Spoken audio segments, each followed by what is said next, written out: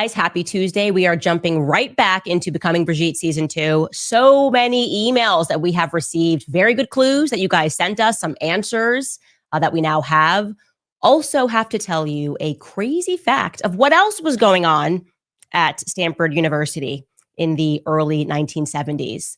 And we actually have audio of the mysterious prisoner 2093 discussing his time in the cell. But first and foremost, we ended yesterday's episode with a question. Why make Brigitte the First Lady of France, right? That's like a weird thing. She got away with so much. Why then make her the First Lady of France? I speculated that there's probably an element of Welcome in, guys. I mute my mic. I'm trying to do a good old Welcome back to Candace. promotion.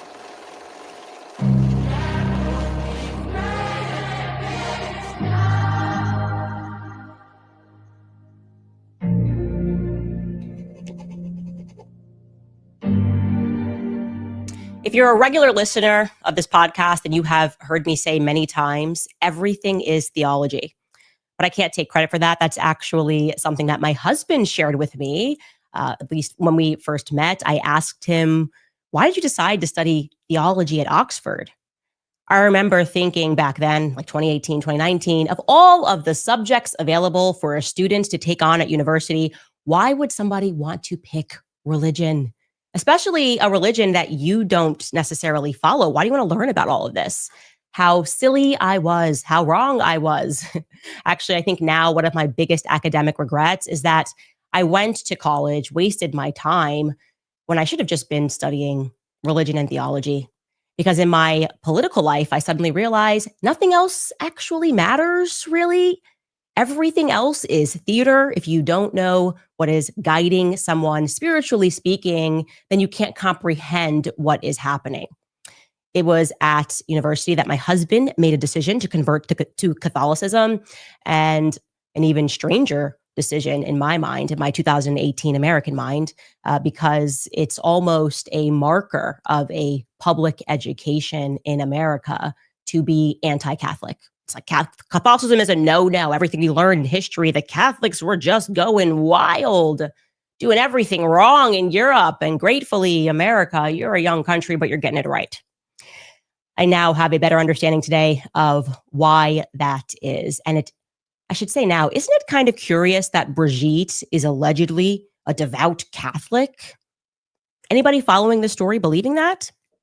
As a quote unquote Catholic, you'll recall that she first got into office, Brigitte Macron wanted to transform the Dome of Notre Dame into a penis.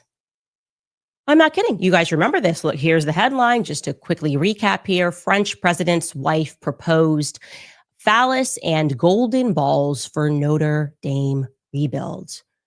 And here is a quote from that article, because when Brigitte first entered into office, we're saying she's supposed to be the wife of, but I guess when Macron first entered into office, the minister of French culture was a woman named Rosalind Bachelot. And Rosalind Bachelot is the one that received the proposal from Brigitte. And here in that article is what Rosalind Bachelot recapped in her book. She wrote, quote, I do not regret this insubordination. When at lunch with Brigitte Macron a few days later, she shows me a project topped with a sort of erect phallus with its base surrounded with golden balls. I'm sorry, what? To be clear, they just got rid of that woman. They replaced her because they were like, okay, you don't want to put the golden balls in the dome. You don't want to do that. You got to go. You got to go bye-bye, Rosalind. And Rosalind does not regret, as she should not, her insubordination, because what on earth? I get it. I know what's happening. Because what better way to destroy your true enemies than from within, to say, I'm Catholic, and yeah, Macron and me fell in love. He was 14. I get it. I got to tell you guys something else about myself, a little fact. The first thing that I ever wanted to be in life, I remember this vividly, was an archaeologist. In third grade, I got kind of obsessed. We learned about archaeology. I don't know really what was motivating it beyond learning about Egypt. Needless to say, it didn't work. Welcome in, everybody. I hope everybody's having a fantastic day. Sorry, you guys know when I start my streams, I always try to get some promotion done for it so we can get people in here, have a good turnout. I hope everybody's having a fantastic day. Make sure you guys double tap that screen when you get in here and show some love. if you haven't seen my last streams, Reg, go ahead and check out my previous streams from the other day. Yesterday, we really ran it up, 32,000 views.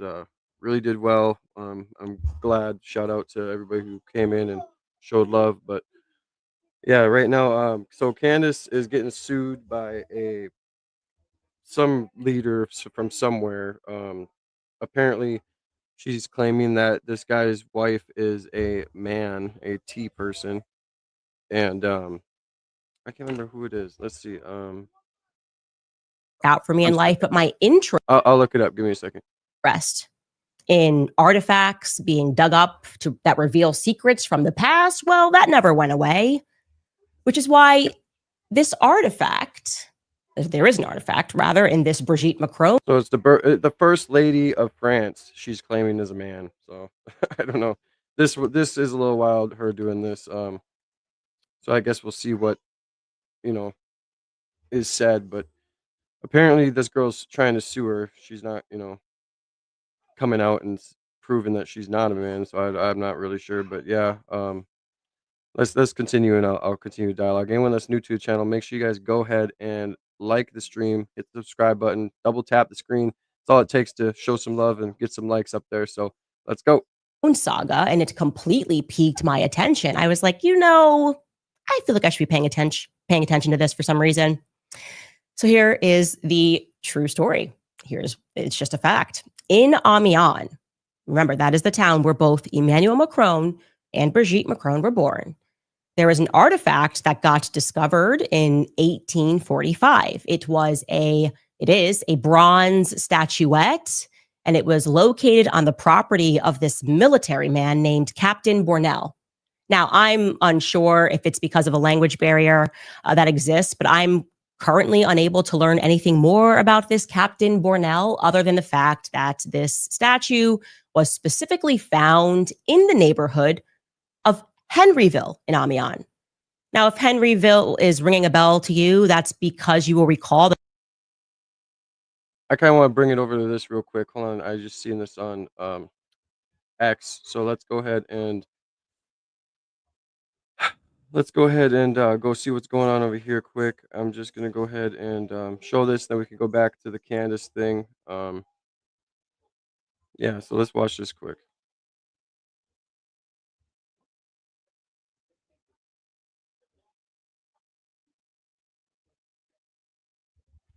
Double tap that screen, guys. Show some love and support.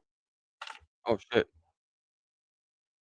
That Sorry. Israel had something to do with Charlie Kirk's horrific murder. Joseph I'm an idiot. Goebbels, the My bad. Nazi propaganda minister, said that the bigger the lie, the faster it will spread. Well, somebody has fabricated a monstrous big lie that Israel had something to do with Charlie Kirk's horrific murder. This is insane. It is false. It is outrageous. Charlie Kirk was a giant, a once-in-a-century talent who defended freedom, defended America, defended our common Judeo-Christian civilization. Charlie loved Israel. He loved the Jewish people. He told me so in a letter that he sent me just a few months ago.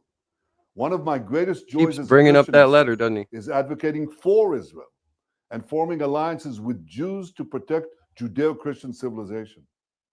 He encouraged me to make the case directly to the American people about how vital Israel is to U.S. national security. He told me, the Holy Land is so important to my life, it pains me to see support for Israel slip away. Now, if Charlie disagreed with... Well, Reginald, it's kind of like how we talk about Michelle Obama, right? We all know about that. I don't know. There's moments where she's super smart, she's super dedicated, and then there's moments where she's like, yeah, I don't know about this, Candace. A policy of mine or a decision here and there, not only did I not mind, I welcomed it. This is the essence of Charlie. This is the essence of a free country. It's exactly what Charlie stood for. And I knew that his suggestions always came from the heart, from his love for Israel and from his love for the Jewish people. A few Welcome weeks in, before his Chaotic. death, I spoke to Charlie. Welcome in, Chaotic. Make sure all you guys who are coming in, I hope you guys are having a fantastic weekend so far. Double tap that screen. It only takes 2 seconds to double tap your screen, get those likes up, show some love and support. Let's continue to grow on the road to 10,000 subs. Jesus is King. Make sure you guys go ahead and shout out where you're from in the chat. I would love to talk to you guys. Double tap that screen, show some love and support. Let's finish this. I invited him to visit Israel again, and sadly, that won't happen.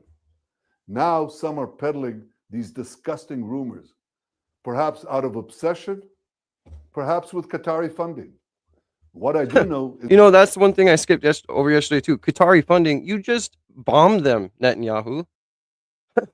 It's so funny how he brings this up. Oh, maybe it was Qatari funding. Aren't you being investigated because of what you and Qatari were doing? You were taking money from them or whatever it was. And then you just bombed them to get Hamas leaders and you missed them.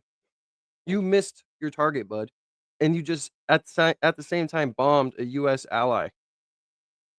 No country that we do business with or have diplomacy with is going to trust us again if we continue to let Israel do what they're doing and be the rampant little dog that runs around and bites everybody. And you just say, well, I'm trying to train him. I'm trying to train him. Like, bro, come on. It's just getting to be ridiculous at this point. Like, you're just going to keep losing and losing and losing supporters and eventually, hopefully, lose support from here. this. Charlie Kirk was a great man, and a great man deserves honor. Say not hello lies. to S'mores. Rest in peace, Charlie Kirk. May your memory be a blessing. Yeah, may his memory be a blessing. That's for sure. Yeah, I mean that's what he had to say. I thought that was a little wild. Candace is being attacked, though. I kind of wanted to. She's going viral for all of her videos she's doing. I mean, she just is. People are attacking her. Lauren Loom or whatever her name is going off on her. I wonder if I can find her name. Hold on.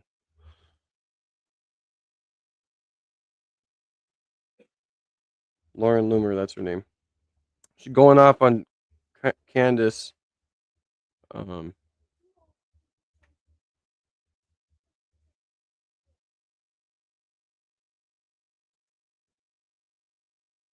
can't type, sorry. Well, I guess we can see it if we go on here. She's tagging her, right? I don't know. I just seen it earlier. Right here. So she's going off on Charlie. Anyone that's new to the stream, make sure you guys double tap that screen, man. Show some love and support. It's not that hard. Just double tap the screen. Get the likes up, man. Let's try and get to 22 or 20, 25 likes right off rip. Let's get us in the algorithm. Let's get us popping. Jesus is King. Show some love and support, man. Support your boy. Hit the subscribe button. We're on the road to 10K subs. But yeah, so she's going off on Laura Loomer is her name. She's going off on Candace. So right here, she says, as a part of her gift to monetize the murder of her best friend, Charlie Kirk, Candace Owens is selling a CIA line of merchandise called Candace Intelligence Agency, which rips off the CIA logo.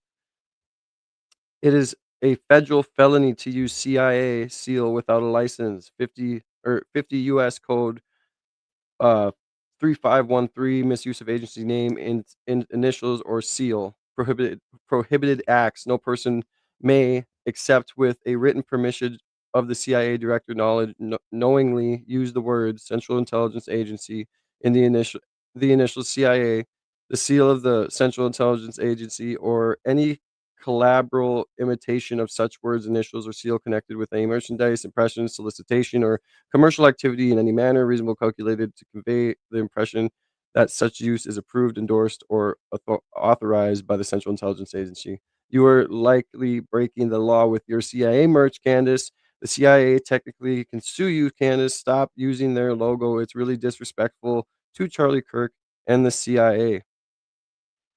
Double tap that screen, guys. Show some love and support, man. Don't make me have to take this stream hostage and not keep going, man. Just double tap the screen. It only takes 2 seconds. There's 16 of you simultaneously. Double tap the screen for your boy, a God-fearing man. Jesus is King. Hope everybody's having a good Saturday. God bless you. And it goes on, by the way. So she also goes on to say, after spending the entire week grifting like a absolute lunatic, trying to monetize the murder of her former boss and best friend Charlie Kirk, she even quoted best friend. Man, that's just disrespectful. Not gonna lie. Yeah, they do chaotic. I think they're just gonna attack her any way that they can because she's trying to get the truth out. She's calling people out. She's, you know what I mean? Dude, you're on my stream, bro. If you don't wanna like it, then just go or you do whatever. I mean, you guys that say that stuff in the comments are just wild. But anyway, she says after spending the entire week grifting like absolute lunatic trying to monetize the murder of her former boss and quote unquote best friend Charlie Kirk, Candace Owens announced today that she isn't going to his memorial because she's going to be hanging out with Yee instead. She then said, "You can help her quote unquote solve the murder of her friend Charlie Kirk by buying her merchandise. Why does she need to hawk shitty ass merchandise that rips off the CIA when her husband George Farmer is worth over 250 million and is set to inherit billions of dollars from his elderly father? This is sick and pathetic." Excuse me. Excuse me again. Yeah, we were all totally going to solve the murder of Charlie Kirk by listening to Candace scream about how Netanyahu is tied to Charlie Kirk's death, and there was quote unquote no blood visible when he was shot, even though we all saw it gushing out of his jugular. I'm sick of these insane videos from Candace. It's not even crazy anymore. It's concerning that she actually believes this. It makes me wonder if there's a deeper issue here. Sorry. Um, I try to have compassion, but I'm kind of, but oh my god, I'm so sorry. But I'm kind of out of compassion these days. I have been tested so much. I have terrible eyes. But let's listen to this clip that she's referring Very to. strange. Is there like, are you being dense? What are you lying about? Very strange. Is there like, are you being paid to lie, or do you actually believe those lies? I don't know. Double tap that screen, guys. Show But some all love and I support know to is your that I'm not boys. going Try to and be get to distracted 20 by likes. that. We are Holy, going to solve the like I just murder swallowed of a my fly. Was there a friend fly in my coffee? Charlie That's rough. Kirk. And if you guys would like to support us, we are independent. As I tell you, you can sign up at our website, CandaceOwens.com. Buy yourself this. This is pretty bomb. Yep, our CIA line. This is the Candace Intelligence Agency. Some people think that it actually says like CIA, the Decentralized Intelligence Agency. I love it. Our products are great. And that's the way that you can just show support and show some love. In the meantime, let's just bop some Kanye power this weekend. I'm going to hit him up. That's what we're going to do. I'll see you guys on Monday. Yeah. So she's sharing a clip that can easily be taken out of context, and she wants to put her own narrative on it. She said that since she's attacking the, you know, FBI and the feds, it's not a good idea to go to a event that's organized by the feds, right? So she said that since "Power" from Ye was her and Charlie's favorite song, that to her to have a memorial about him on her own, she's gonna put headphones on, listen to Power, and go chill at Ye. Like she's making a like like whatever you call it metaphor. She's like referring that she's obviously not gonna go to a event held by the CIA or not CIA, the feds, and she's obviously not that stupid, but instead she's gonna put on their favorite song that they listened to for the longest time and do something in his memory himself or herself. But let's keep going.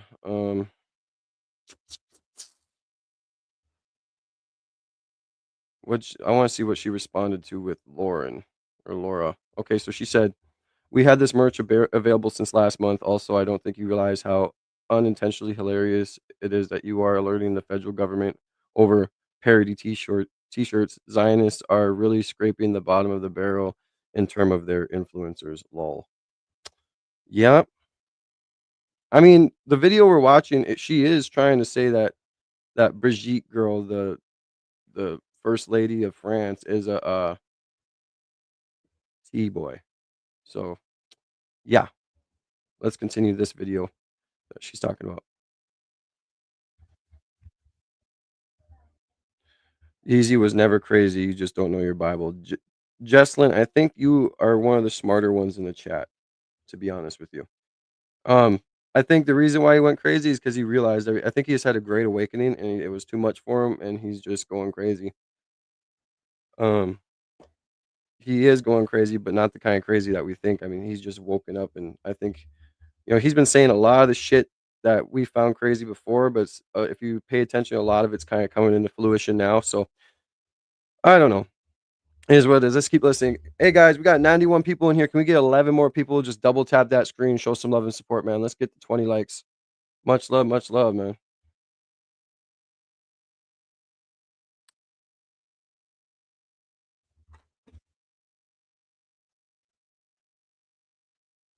By the way, Jesus is king.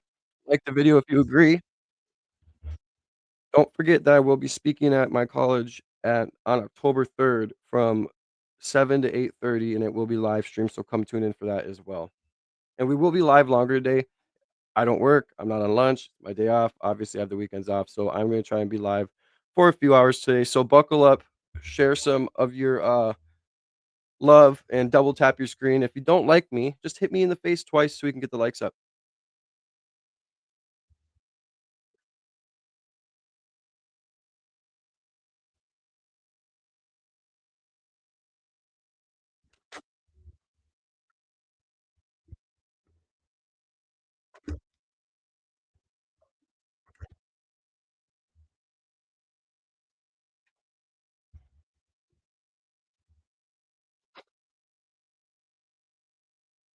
By the way, what do you guys think of these lights? I fucking love these things. These are dope. I can change them. I want to hang them up behind me. I feel like that'd make it doper, right? I mean, I truly do think that. But anyway, sorry about my little rant. I'm kind of an idiot, but God bless you guys.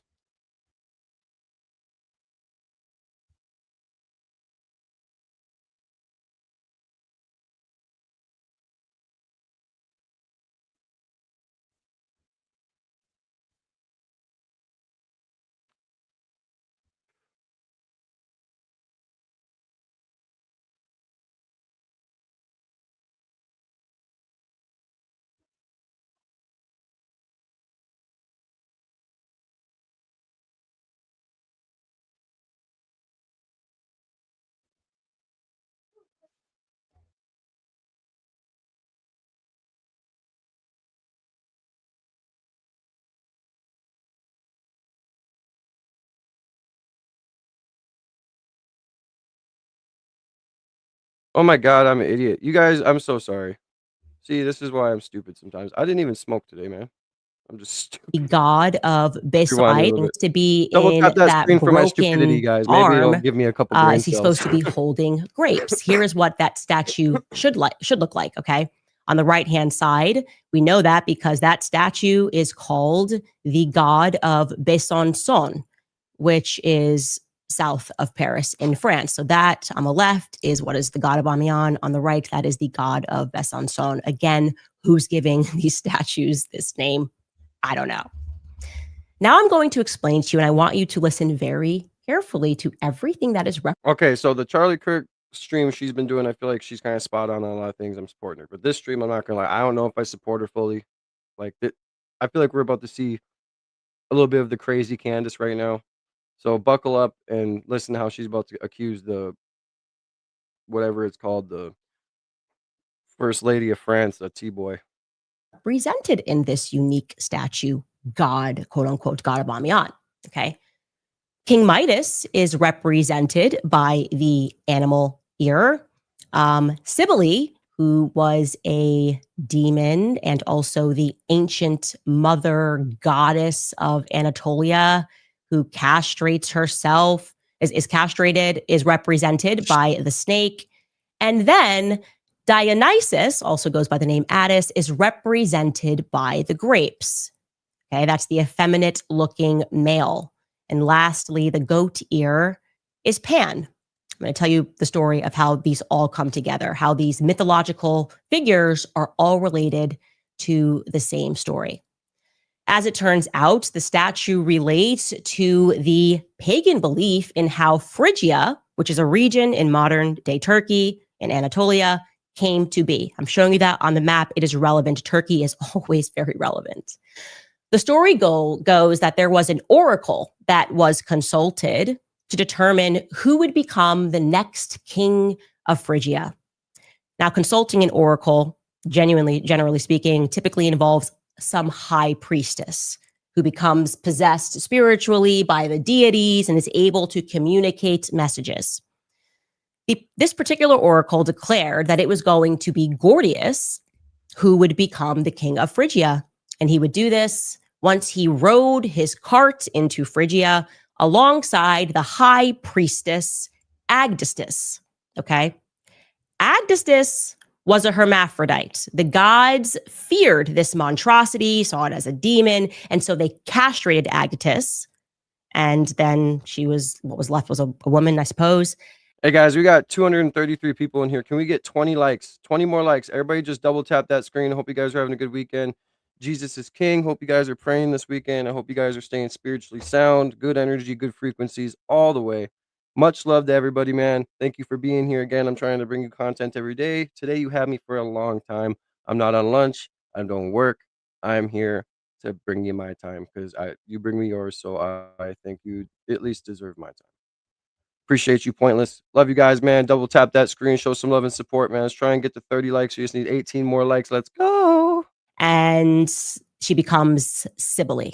Some of this is starting to sound familiar to you. You're like, it kind of the stories mix. You get the Greek, the Roman, the Turkish virgin, but follow me with this. I want to be clear here, okay? To the ancient Turks, there is no higher goddess that is worshipped than this priestess Sibylle. She is their magna mater, the great mother of Anatolia. Thank you for the 20 So Sibylle likes. goes on and she mothers 2 children. Don't worry, I'm going to actually show you a mythological family chart. Sibylle goes on and she mothers 2 children. The first one she mothers with King Gordius, right? They rode into town together. That child is Midas. Everybody knows King Midas. I'm kind of wondering why she's going off on this little rant when she's accusing the First Lady of France of being a T-boy. What does this have to do with that? Like, just get to the point, Candace. Come on. Right? King Midas, the golden touch. And her other child, who she mothers, is with someone else. And it was a bit of a scandal of how this child came about. That child is Dionysus.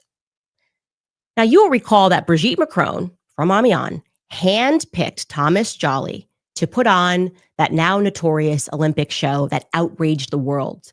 Brigitte was instantly involved. I don't get how men can take pictures like that, dog. Like, look at this guy. I'm sorry. I know I'm an idiot. I mean, come on, bro. The shoes, the socks, the way he has his hand down. God. I'm sorry. I'll stop interrupting. But thank you guys for being here, man. 278 of you. We're rocking it.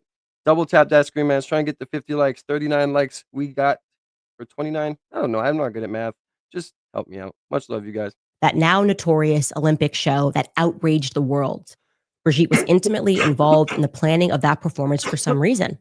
When the world objected to what looked like a promotion of trans ideology. Yeah, this was wild. Like this right here, I was like dumbfounded on why you would want to do this. Like, this is just crazy. Like, completely. Like, just so disrespectful to our Lord and Savior. And a mockery of the Last Supper. Curiously, Shout the out Elysee Chicago. Thank Palace you, Henry. God bless. rebutted, Welcome to the See Me Now quote unquote, family. clarified to the Tap that public that screen, it hit was the subscribe actually button. supposed. Hit the subscribe button with the notification bell so you can always be there and be a part of every single stream. I try and stream every day, and if I don't worry, you got more you can watch. Not only that, but I will be live the next day if I'm not one day. But I'm trying to be here every single day.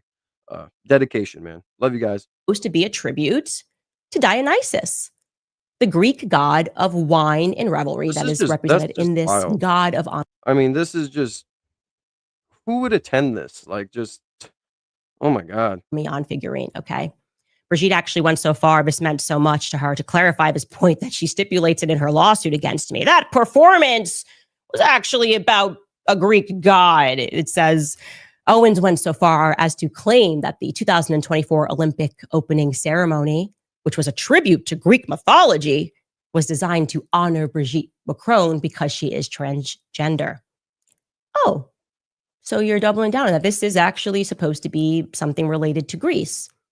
Again, I should have noticed it then, but that's another clue. They say way too much, the Elysee Palace, way too much when they pretend to be outraged about something. Back to Dionysus, right? The second child of Sibylle. In Greek mythology, the story goes that Zeus became quite enchanted with this priestess Sibylle. Zeus, if you know, he was cheating all the time on Hera, his wife.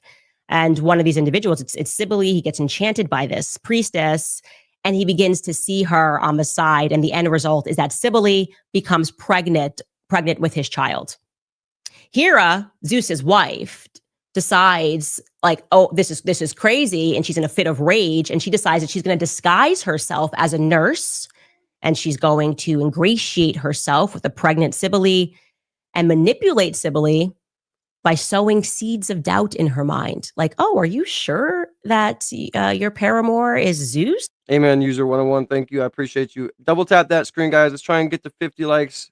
38 of you, just double tap that screen. Show some love and support, man. God bless every single one of you guys. Jesus is king.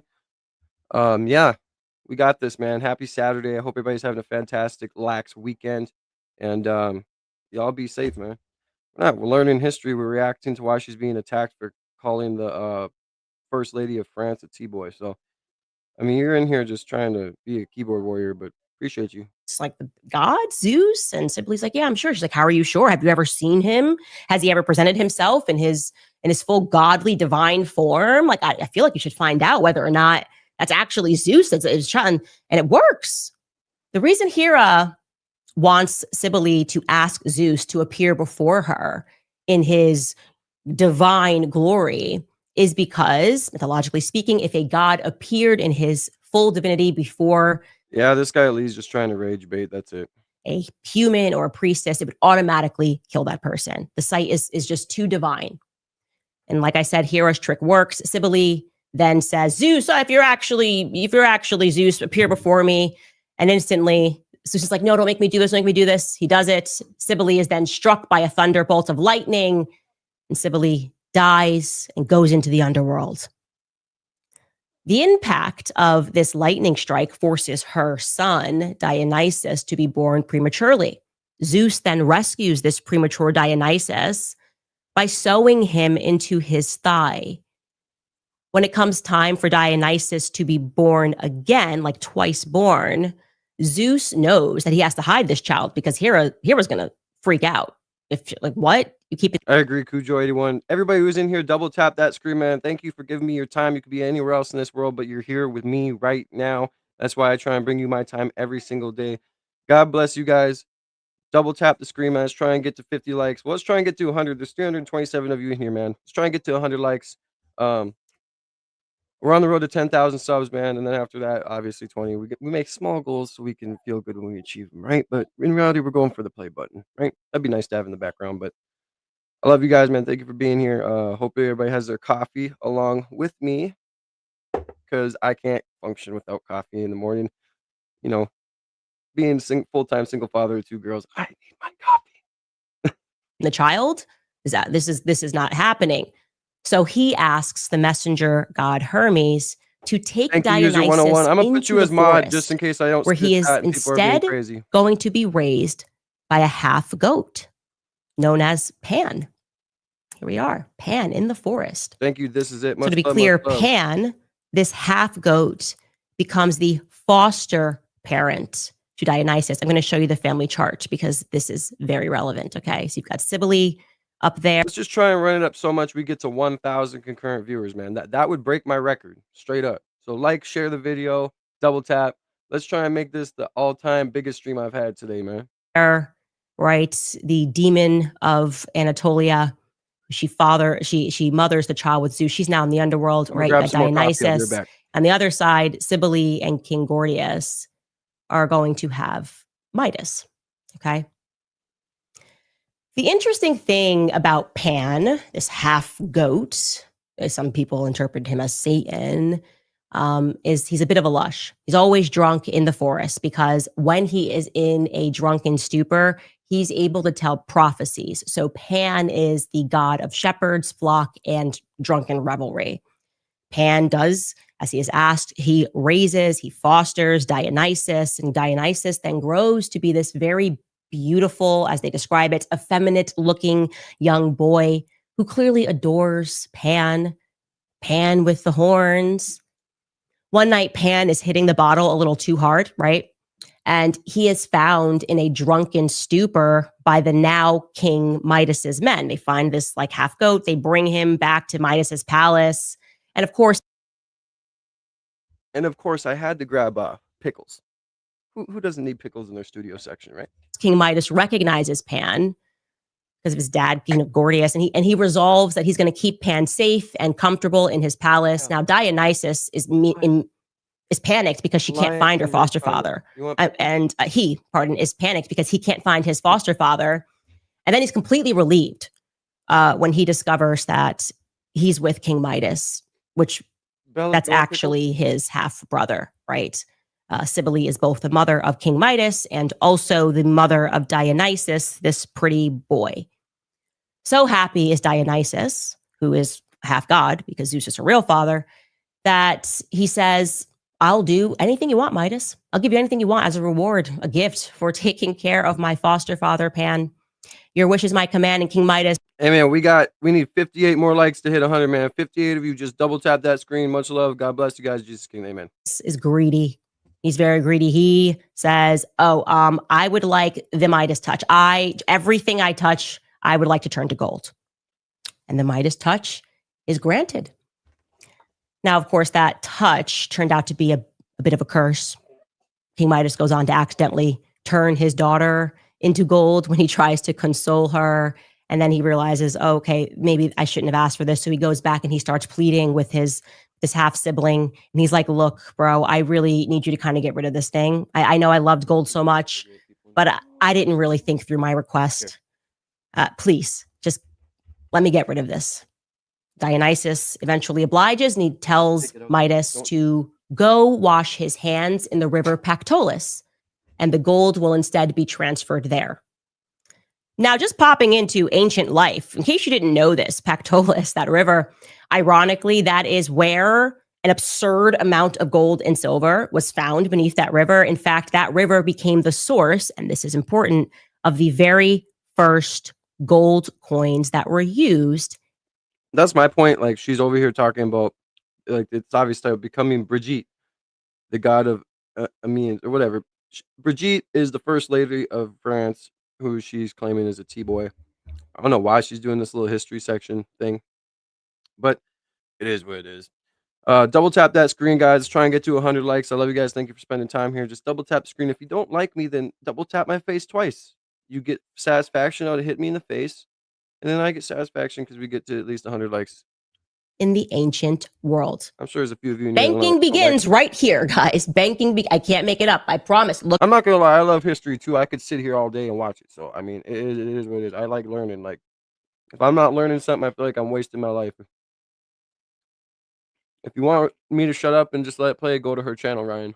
Much love. Look it up. Begins right here in Turkey. Now back to our family. Dionysus, like I said, he's now a young adult, half god. He wants his mom back. He just really wants Cybele back. Cybele's in the underworld. So he resolves, I'm going to journey and do what I have to take, go into the underworld. I'm going to retrieve her. And that journey is not without its obstacles, obviously. He has to enter into the realm of the dead, sacrifice a lot to bring his mom back. This is, again, why Dionysus and Cybele are associated with this idea of a rebirth. Now back from the underworld, Dionysus becomes the consort to mommy Cybele. And it gets a little complicated. The story goes that his mom, Cybele, falls in love with him. And his foster or forest foster parents, people, the nymphs in the forest, they didn't really like that. It's like, whoa, mom, he's like a young boy, adult, young. What are we doing here? Falling in love. This is weird. So they think it's weird. This creepy old castrated mommy macking on her beautiful son. And they had other plans for him. They take him away. Well, Candace, they want him to marry someone else. But the love that this priestess, high priestess Cybele felt for that boy, her son, it was too strong. Man, this is really starting to sound a bit familiar. This is the most Amiens story ever. Oh, God. Here's where she ties it in. Long story short, Dionysus and Attis live happily ever after. Dionysus and Cybele live happily ever after. After she drives him mad and he castrates himself as well. It's a lot of castration happening in the story. You should know that out of this should not shock you at all, cults were formed. Cults were formed. These cults are known as the cult of Cybele or the cult of Dionysus and Attis. You need to look this up. The people that follow this cult are known as the Galli. And to become a high priestess in the cult of Dionysus, you have to castrate yourself. That's not me saying this. I'm not making this up. I just looked into this statue. Here it is. You can read it on the English Heritage site. It tells you about the Galli breaking Roman gender norms, a little piece of LGBTQ plus history, I bet. The Galli were priests in the cult of the goddess Cybele. They may have been devoted specifically to her consort, Attis, that's Dionysus, who had castrated himself in a fit of divine frenzy. On initiation to the cult, the Galli also castrated themselves, and afterwards they dress exclusively in women's clothing. They therefore occupied an ambiguous space in Roman notions of gender that many modern transgendered and non-binary people have identified with. I bet. Castrating yourself and then only dressing in female clothes. I kid you not. This is apparently the god of Amiens. To initiate yourself into this cult, how it works is there has to be this night of revelry. This night, of course, where you're trying to summon Pan, a night where people wear horns, they make these tributes to Pan, and they practice what is known as like orgiastic rituals, basically sex magic. Lines are crossed. You can look this up. I have been tracing this through the centuries and realizing this cult never really went out of fashion. Lines are crossed. There's pedophilia. There's incest. It's all encouraged in these nights of revelry. And you should also know that theater is a component of this cult. Dionysus is the Greek god of theater. That is actually where Western theater stems from. So when we look across the world and we see all these people in positions of power, and we learn that Justin Trudeau was a drama instructor, Zelensky was an actor, Emmanuel Macron was an actor, being instructed by Brigitte. Let's go. We got 430 people in here. It of course makes you ask yourself the reasonable question: did this cult really survive through the ages? And it did. I told you, I traced it. The cult has its features every time. There's Pan. There's a young boy, the goat worship. There's always a young boy that he is raising. And then there's always the Midas in every story. I was therefore not actually surprised to learn that a statue giving a tribute to Pan was also found in the Medici family villa. The Medicis would have been the Midases of their time in Florence in 1787. Look at this statue. So much of what we need to get into is the theology. That is obviously the half goat, and this statue meant a lot. Thank you, Abdullah. Shout out Somalia, man. God bless you as well, brother. Jesus is king. Amen. Thank you, guys. The pickles are great. I'm not gonna lie. You got to have some dill pickles with you when you're streaming, right? Thank you guys so much for the love and support. 30 more likes, we'll be at 100. Let's try and hit 1,000 concurrent viewers today, guys. Let's break all of my records and hit 1,000 concurrent views. She's kind of tying it in now with the history, so I guess we'll see where this is going. But man, this is, I love hearing history and stuff like this, but I wish she'd kind of get to the point about the whole accusations. But God bless you guys. Much love to you guys. Thank you for double tapping the screen. Now we're at 74 likes. Let's hit 100. Let's try and hit 200. Yesterday we got, 228 likes? Let's try and get to 300 or something. I don't know. We're going to be live for a while, so you guys got me for a long time. I love you guys. Let's go. To the Medici family. They actually transferred it to their villa in Florence. And it is, Pan tutoring one of his many aeromenos, which is just like young boys, essentially.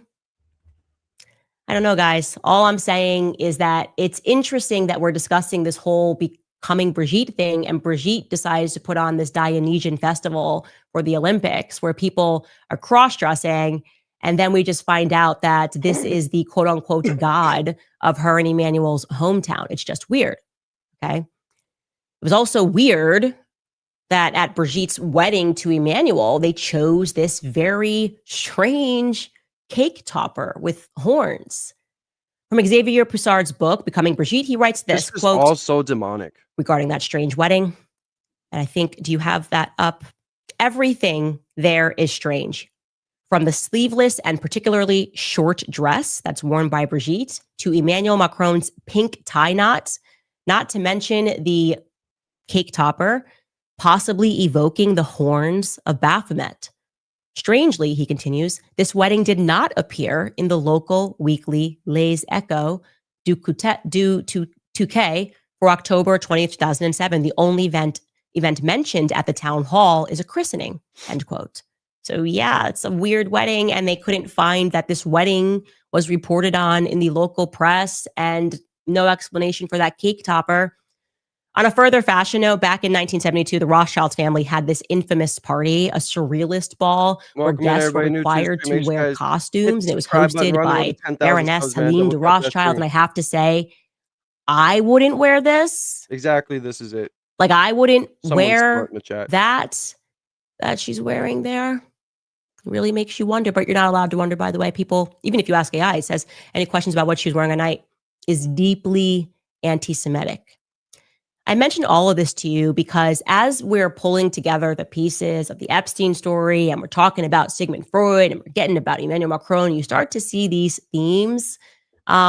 Theology is very, very relevant. It might be time for all of us to pick Of up course, Jesse, we're an always gonna old fight Bible, for not a new truth, one, man. changing things around Especially already. for It's freedom. pretty clear in the Bible that the Ashkenaz are the Turks, and they are not Semitic. They cannot be Semitic because they Jesus are is of king, the guys. lineage of Japheth and Gomer. That's the truth. You got to learn about Gog of Magog, the prophesied war against God's people, and to understand that to accomplish that, this element of theater that we are seeing, theater and infiltration, it is so important, or very important to the Dionysian cult. So learn more about Dionysus, and I think you will be provided a lot more clarity about what it is that we are facing. And no, you are not crazy, okay? In fact, I would argue that the people that are running the world are out of their minds, truly and utterly out of their minds. I'm going to show you more that we have discovered about prisoner 2093, allow you to listen to some audio from that. First, I want to tell you guys about Riverbend Ranch because I've been talking a lot about Riverbend Ranch. I love their steaks, the black. Yeah, it seems like ever since she got released from the Daily Wire, she's just been running it up, going however crazy she wants to go about things. But that's good, you're not bought out, you're independent, I mean, you can't knock her for it. So 11 more likes, man, we'll be at 100. We told you FURAS to us. Let's start with a couple of updates here. First and foremost, thank you to the many of you who wrote us regarding Furos. We told you FURAS, Warren Furos, is what was listed in the digital archives over at Stanford, which we accessed as the individual that met up with on Visitors Day and met up with our Jean-Michel Trogneux lookalike. Well, you guys let us know FURAS is actually military naval shorthand. It stands for further assignments. So that digital entry for the names of the people who visited the prisoners on visiting day, that means exceptionally for our JMT lookalike, prisoner 2093. More likes, guys. He instead has this entry that reads Warren, like I said, on further assignments. That is true. We looked it up. FURAS particularly is a naval shorthand term. It means further assignment, which means that there is a person that is in flux. And the abbreviation is used when a sailor is being transferred to a new command, but their specific duty. All right, I got to go to this comment. Top of 10. No, it does not make them like that. That's within their culture or whatever. It makes you kind of crazy or satanic when you're cross-dressing, putting on demonic stuff, all that other stuff, and you're doing it. It's not in your religion. It's not. You're doing it to, yeah. You guys know what I mean. I can't say too much on here, but thank you guys for the 100 likes. I love you guys. Let's keep running it up. Let's see how many records of mine we can break today. You guys got me for a while. Duties have not yet been designated. So now the bigger question is, what is Warren? We got FURAS on further assignment, but what does Warren mean? Is that a place? Is that a person? Send me what your ideas are. You guys are much smarter than me. I literally feel like I am just getting a rapid fire education in all things military at this moment. And I'm starting on a basis of knowing nothing, especially about the Navy. So we'll see what you guys come up with. Something that I had wanted to mention to you guys yesterday, but we were kind of running out of time, was that Stanford University campus, on top of everything that's happening, in 1967, they became one of the only places, there were only about 10 across the US, that began sex change operations, transgendered surgeries. I kid you not, guys. I'm going to show you because you're not going to believe me. It sounds a lot of times like I'm making this stuff up, but I'm not. This was published in the Stanford newspaper. and it exists in their archive from that time. This article particularly is from 1973, so that's actually 2 years after the Stanford prison experiment. Sex change surgery arranged as part of Med Center project. It tells us that the patients learn how to set their hair and sit and walk like members of the opposite sex. Welcome in, Jeanette. After this, we will go over Trump bombing the narco boats. Good to see they're actually taking action on something ever since they labeled them a terrorist organization. And then after that, we'll go over Tucker Carlson hosts Charlie Kirk's show, sitting in his chair that he always sat in. So we got a good day of a good stream today, guys. Make sure you guys double tap that screen, show some love and support, hit the subscribe button with notification bell. We're on the road to 10,000 subs. Join the family, man. Join the movement because they need to see us now. Jesus is king, guys. Let's go. As part of a Stanford University Medical Center sex change program. Quote, rehabilitation is the main focus of the program, says program coordinator Pat Gandy. Surgery may or may not be a part of an individual's rehabilitative process. However, if we're going to do this surgery, we want the individual to be able to fit the social norms, to fit into society as normal males or females. Since Stanford began, the article goes on to say, since Stanford began performing sex change operations in 1967, some 500 candidates have approached the hospital, but only 10% actually underwent surgery, Gandy said. And it goes under this new subheading, only program. Stanford offers the only such program on the West Coast and is among about 10 nationwide, he added. Potential candidates undergo extensive physical and mental testing and are evaluated by a team of doctors, psychiatrists, psychologists, and former patients, Gandy said. He said the evaluators look for motivation and physical resemblance to the opposite sex. They must be physically capable of undergoing the surgery and must have no history of psychosis. Then it tells us that for the 10% who have surgery, it is not done for at least 12. I'm pretty sure that if you're a man and you want to have this surgery, you are in a psychosis. I mean, what are we talking about here? Months when we feel comfortable and the patient feels comfortable with the decision, Gandy said in an interview. People who would not be candidates may enjoy the role of opposite sex, but don't necessarily desire the surgical change. I mean, that is kind of just stunning. The only place in the whole West Coast, if you wanted to get it done, Stanford University, at the exact time when our Jean-Michel Trogneux lookalike, prisoner 2093, who we cannot identify, we're desperate to identify him. And maybe you are. Maybe you're watching this and you're like, it's me.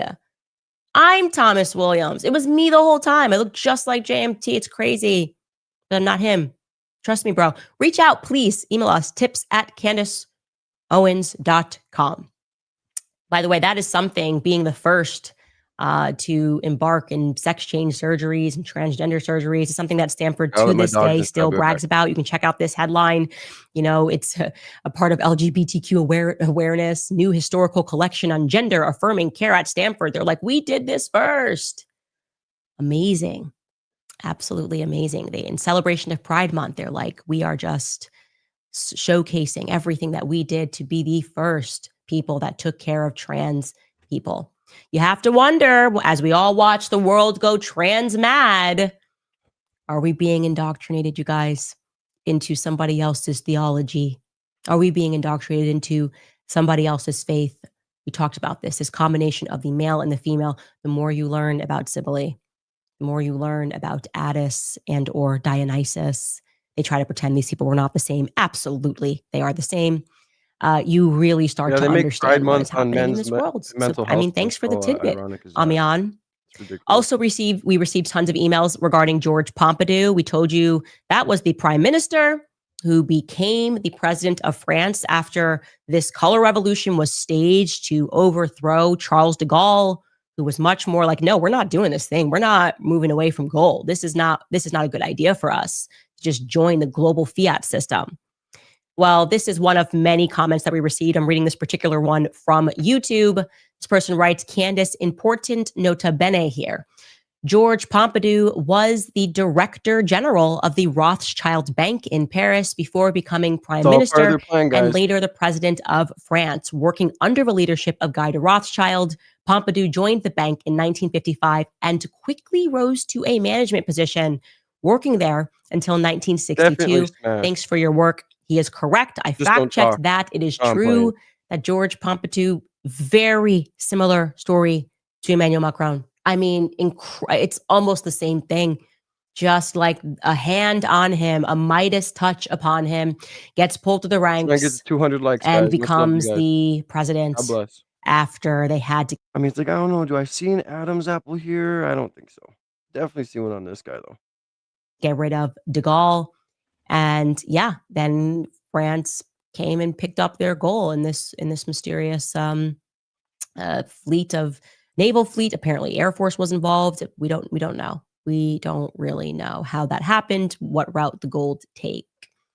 Lastly, a lot of French people, all French-speaking people, I should say, all over the world, Canadian French people and French people wrote to us to explain the unusual, overly wordy and unnecessarily philosophical manner that prisoner 2093 speaks in the transcript of his exit interview, speaking about his identity, the self. It was very confusing. And I said, that ain't American. We don't speak like that. Okay. You can learn the language, but there's something that goes beyond the language, which is this regular? And the answer is no. That speech was incredibly irregular. It was incredibly confusing. Well, guess what? The audio on that actually does exist. There's no visual, but there is an audio that was up on the Stanford website. I don't know how I had missed it. Once again, as we play this audio, I want you to pay close attention to the struggle that this person has with R's. This is very clear to me that this is not a native English speaker. I would state almost unequivocally that this is not a native English speaker. Unfortunately, because he's discussing his role, we're going to keep hearing him try to pronounce these R's. Take a listen. I suppose you could say I was playing my best role, because I believe that life is really depends upon what role you play as to how you act. Mm-hmm. And in almost any situation that I've been in, I can describe it in terms of a role I'm playing. Mm-hmm. And being in prison, having to follow all of these rules, it was one of the first opportunities I've had to play the basic role, we can do, Jessica, or at least as far as I can understand, the basic role on which the other roles are built. Have faith, walk in his footsteps. Okay. And I much love to you guys, man. Double tap that screen, show some love and support. I believe that happy Saturday. The most important thing is results, and not what the attempts are. I'm not quite sure what you mean by that. I mean, I would change to most any role that can be built upon the basic role, in order to accomplish what the basic role would want to accomplish, but could not accomplish by itself. By acting as I see. Okay. No, she does not see. So you've been doing the role of prisoner this week. Now, suppose the random selection had ended up with you being a guard instead. How well do you think you could have gotten into the role of a guard? I think that I could have gotten into the role of a good guard as well. I think I could have gotten into the role to where I would be satisfied with the role. Mm-hmm. By someone else's standards, I don't know. I see someone in the chat said the way that individual pronounces opportunity, yeah, it just falls. It's like you just lose it a little bit. The acting's almost there, but it's not there. Find me, prisoner 2093. Also, shout out to the individual that pulled this together for us. I am not technologically gifted. And this person, I guess on the Face app, is it the Face app, Skylar? The Face app, I think, right? I guess they use the Face app, and I guess there's a setting where you could just turn any person. I think I remember this was becoming quite a thing where people were posting on Facebook and social media, here's me as a guy. And they were just kind of like changing their faces from man to woman. So this person was playing around and put up a picture of Jean-Michel Trogneau and just turned it into a woman. And look at this. This is from, again, the Face app. This is not actually It's obviously doctored, but take a look at this. This person turns this first stage, it's just Jean-Michel, and then show me the next one, Skylar, from the space app. Amazing. That is amazing. Using this app, going just feminize this. This is what is done by AI if you take the photo of Jean-Michel. I will never unsee that. I will absolutely never unsee that. It is amazing. I got a crazy email, by the way. Somebody who thinks that they have found. Definitely does kind of seem like Candace is coming radical. You know what I'm saying? But make sure you guys double tap that screen, man. Show some love and support. I'm trying not to talk as much so we can listen. You know, I feel like I talk a bit too much sometimes. Jean-Michel in But a I got yearbook to. It's just me. in America. But I promise you that email came in 2 minutes before we went live. I was going to shut down everything for the day and be like, we need to confirm this. It's over. But we haven't had time to actually see if it is accurate. If it is, this is insane. I don't know. I'll follow up with you guys. Let me just get to telling you guys about Cozy Earth before I get to some of your comments. You already work hard. You fight for your family, your values. Just come home. Yeah, I don't Why? want to add. I don't really care Okay, about the whole candidates. ad. It's Cozy telling you guys about Nimi Skincare. You guys know I love them. Back in 2020, there were so many brands that were taking political stances that did not align with my values. I started asking myself, why am I still supporting them? So I dug into the products that I was bringing into my own home, especially skincare. And that's when I found Nimi. Nimi Skincare shares my values. The products are fantastic. Nimi is conservative owned, proudly American made, and committed to clean standards. So you get skincare without compromise.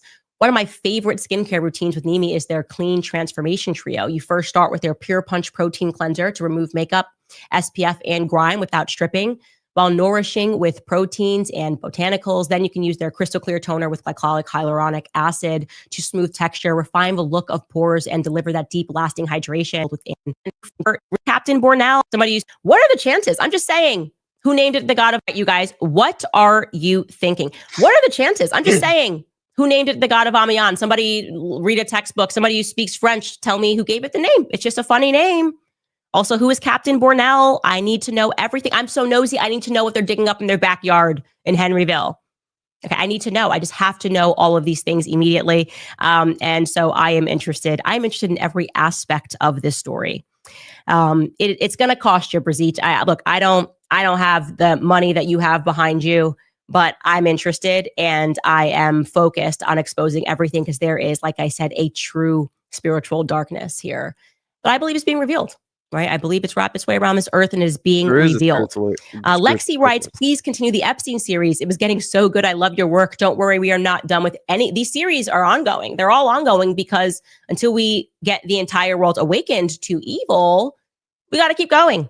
Moderator Marzi writes, so this cult of Dionysus is literally proving everything is actually fake and gay. Yeah, the theater element of this is incredible, to realize that you could basically be military in performance. Think about this, military grade actors. And I've always, I was suspicious about this. Did I think that I was going to be able to trace this to the cult of Dionysus? No. But there are just people that I just always have a question mark on, like Sean Penn, who's always there at the wrong or right time, getting involved. I'm like, this guy's got to be in the CIA, right? There are military grade actors. Of course there are. I'm, by the way, saying that allegedly with Sean Penn. I don't know for a fact. I don't know. Okay. Sometimes I just know. I don't know, but I know. I think about this because these people, essentially, they're gypsies. Okay. They're gypsies. They can put on a performance, transform, and become something else. And they make people around them believe that they're this thing. And it's incredible to consider how much the field of psychology dedicated to seeing if you could impact the psyche, the mass psyche through utter performance. And yeah, if you read the book Chaos, the 60s, man, they were really into psychology and they were really into performance. And this happened all over the world. And I think it's been going on for much longer than we think. Holly writes, Candace, you should look into the cults where the men would castrate their genitals and place them on trees as a ritual. That's the same story. That's the story of Addis. This is connected to the tradition of putting red balls on a Christmas tree during the...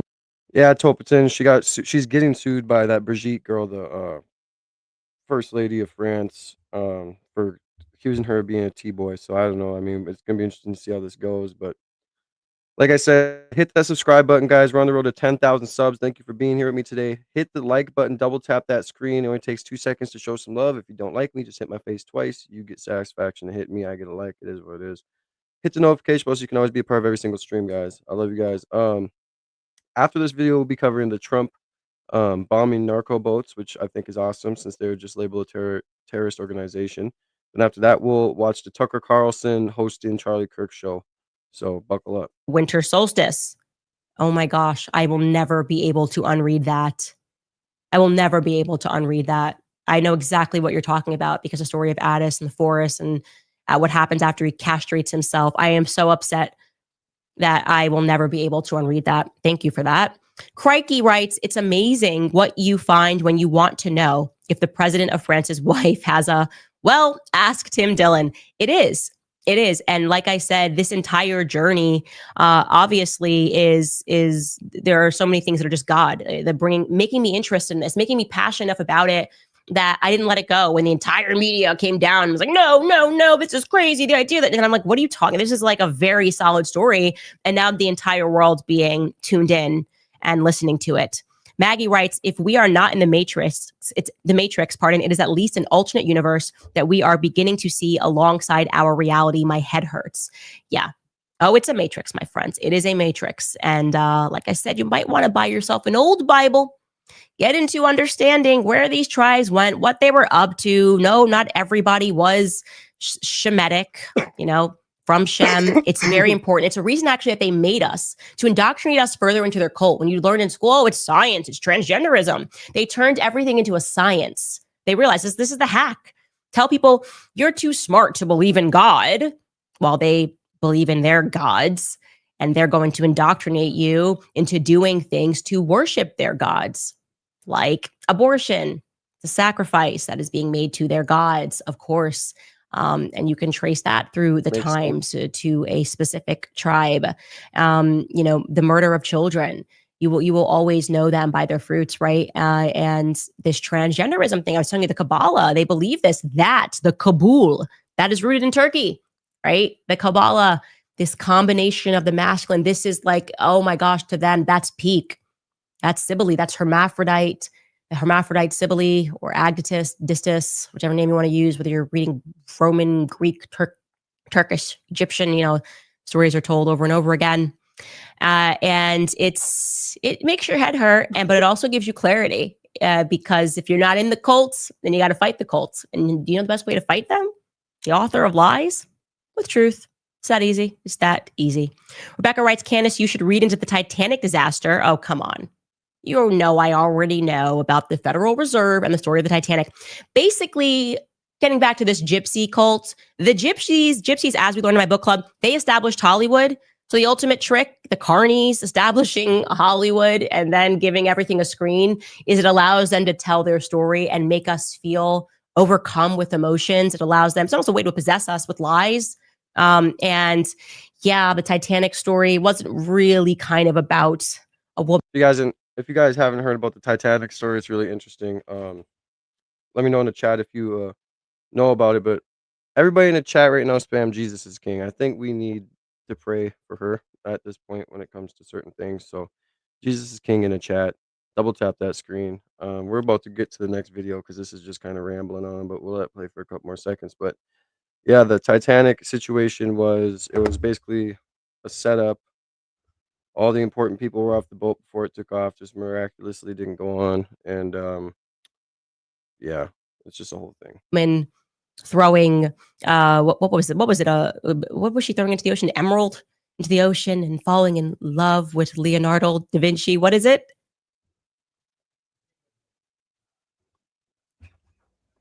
Sapphire. Yeah, it was sapphire. You're totally right.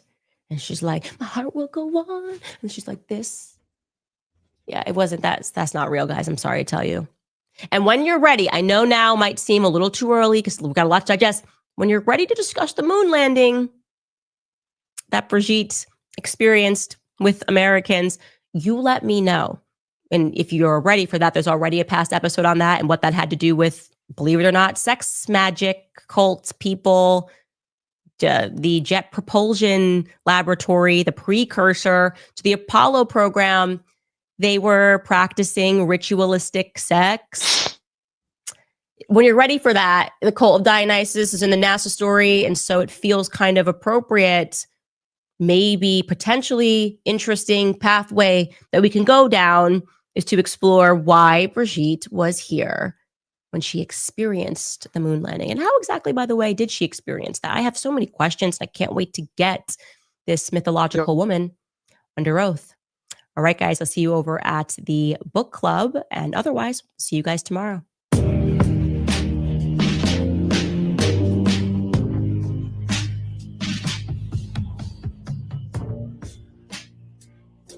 don't need this plugged in anyway. I thought it was Zeus. Or I thought it was a breaker because it just all went off, but it was Zeus. Okay. No, I just unplugged it. Thank you. It's fully charged, so sorry about that. I didn't mean to bug you. All right. All right, we're gonna move to the next video here. Right, you guys. Well, I gotta get my tripod here from it. Okay. All right. Sorry guys. We're gonna move on to the next video. And yeah, so Tucker Carlson. We'll move on to Trump's thing first here. And then we'll go ahead and yeah.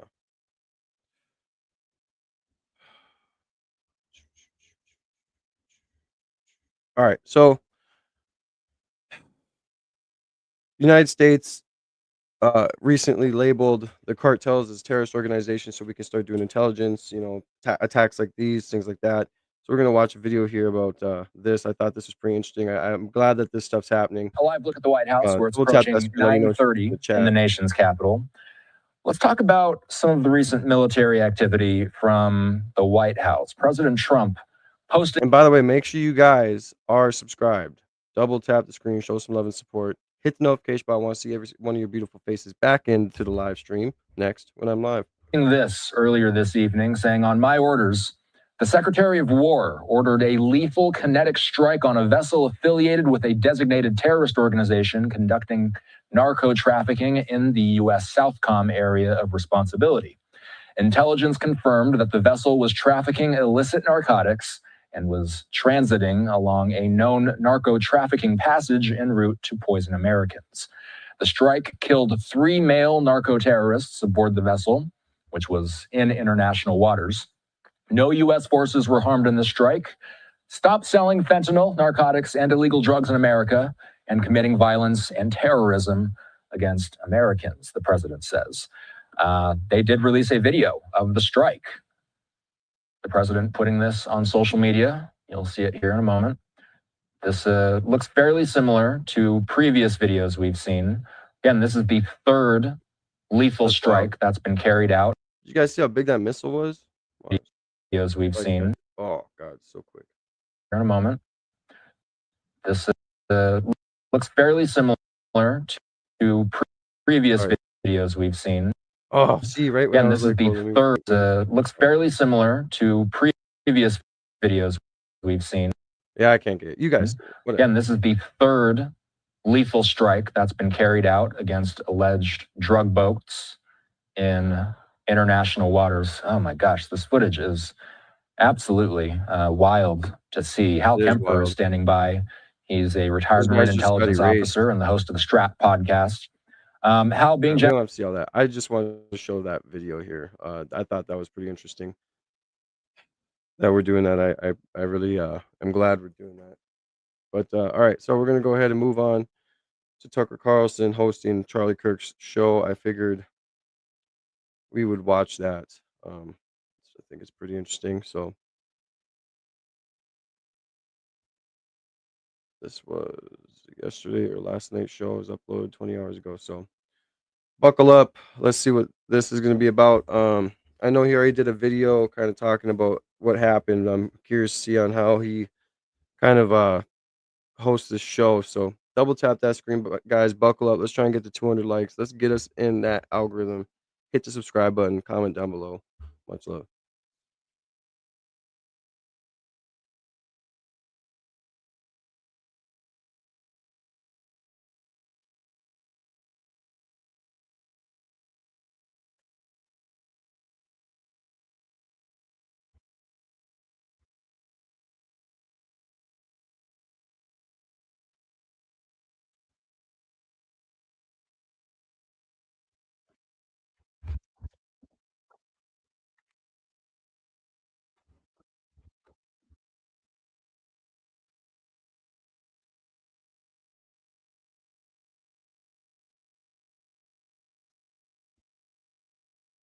Jesus is king, guys.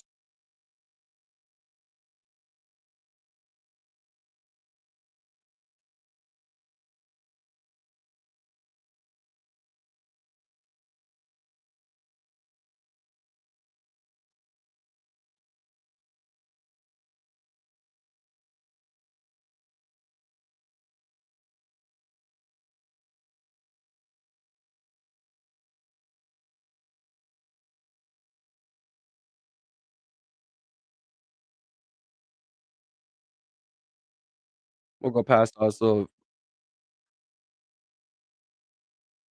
Let's start like where they're starting out. This little small talk.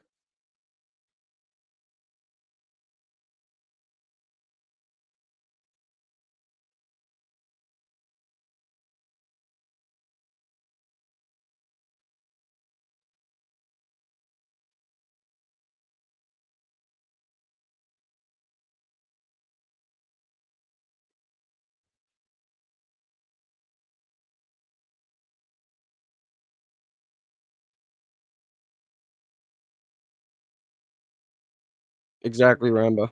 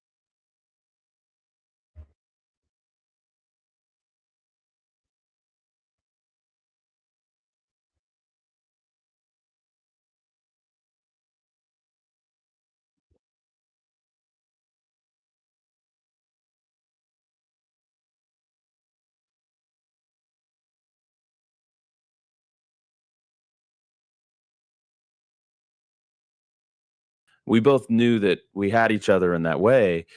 And My bad, there's y'all. 2 I always tweets forget that to post I've me. posted. Thank you. I have realized in the days hence that he was a prophet, But yeah, not my a bad, fortune y'all. teller like people I'm an think of idiot. Right. prophecy. No, He exactly. was like That's a why you guys let biblical me know. prophet that would go into a nation and call it to repent. That's what he was doing. He was going to these campuses and he was going on stage and he was going on this show and the podcast and he was calling a nation to repent.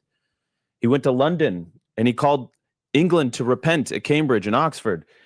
And they hurled insults at him. They mocked him. They jeered him, just like the biblical prophets. They wanted to stone him, and ultimately they killed him. And that is what Jesus said. He said, what did they do to the prophets? They killed him.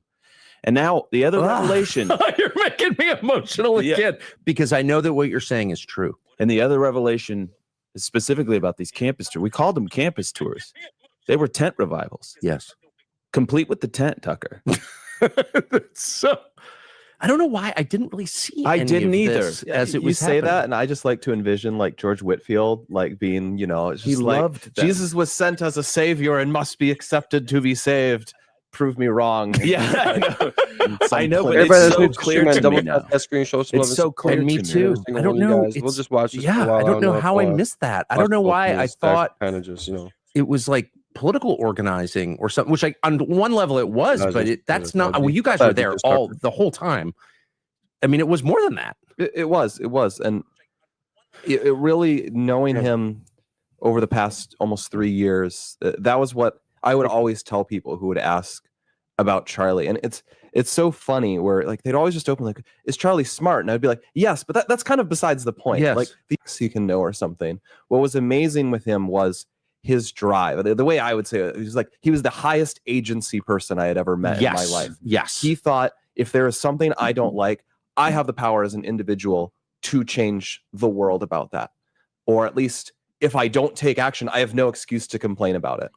And he brought that to politics and are these organization, guys? of course, but Like, he who are these especially other brought two it guys? to I the haven't- faith question. And he always wanted to talk about he's it. just talking He with loved talking about it in producers, like, private. He loved should've been just talking about it in What places an L where interview.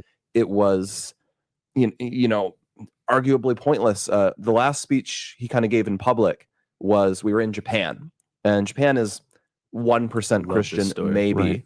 We were speaking to a party there that's, we're aligned with them because they're anti-immigration. They don't like globalism. We were talking to them about all that stuff. He was like, yo, you should increase your birth rate. Don't rely on immigrants and all that. But Japan is famously resistant to Christianity. Yes. And I told him about that. But in Korea, we talked about Christianity, and there it was a Christian audience mostly. But he's like, is there somewhere I can work in the faith angle to this? Because, we're supposed to preach it everywhere we go. And so we talked about that, what could we do? And we found a spot late in the speech. And the very end of his speech, he was saying, look, guys, I want you to save your country. But in the end, you're going to have to believe in something transcendent for that to work. It's not just going to work on pragmatic grounds.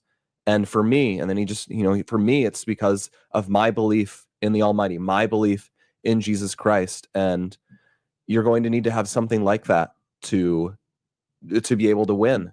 And, I think 2 people in the audience started clapping really, really energetically. And the rest kind of sat there very politely. But as you the did get a Japanese couple do. people. Oh, the Japanese are wonderful people. But you're right. They're not open to that. But there were 2 who were. Yeah. And maybe they were believers. I'm not sure. But, I'm very glad he got to do that. And then in Korea, though, Korea, totally different. Very different story. We have this clip. Why don't we just play it if it's okay, Great. Tucker? Oh my gosh, play of cut course. 18.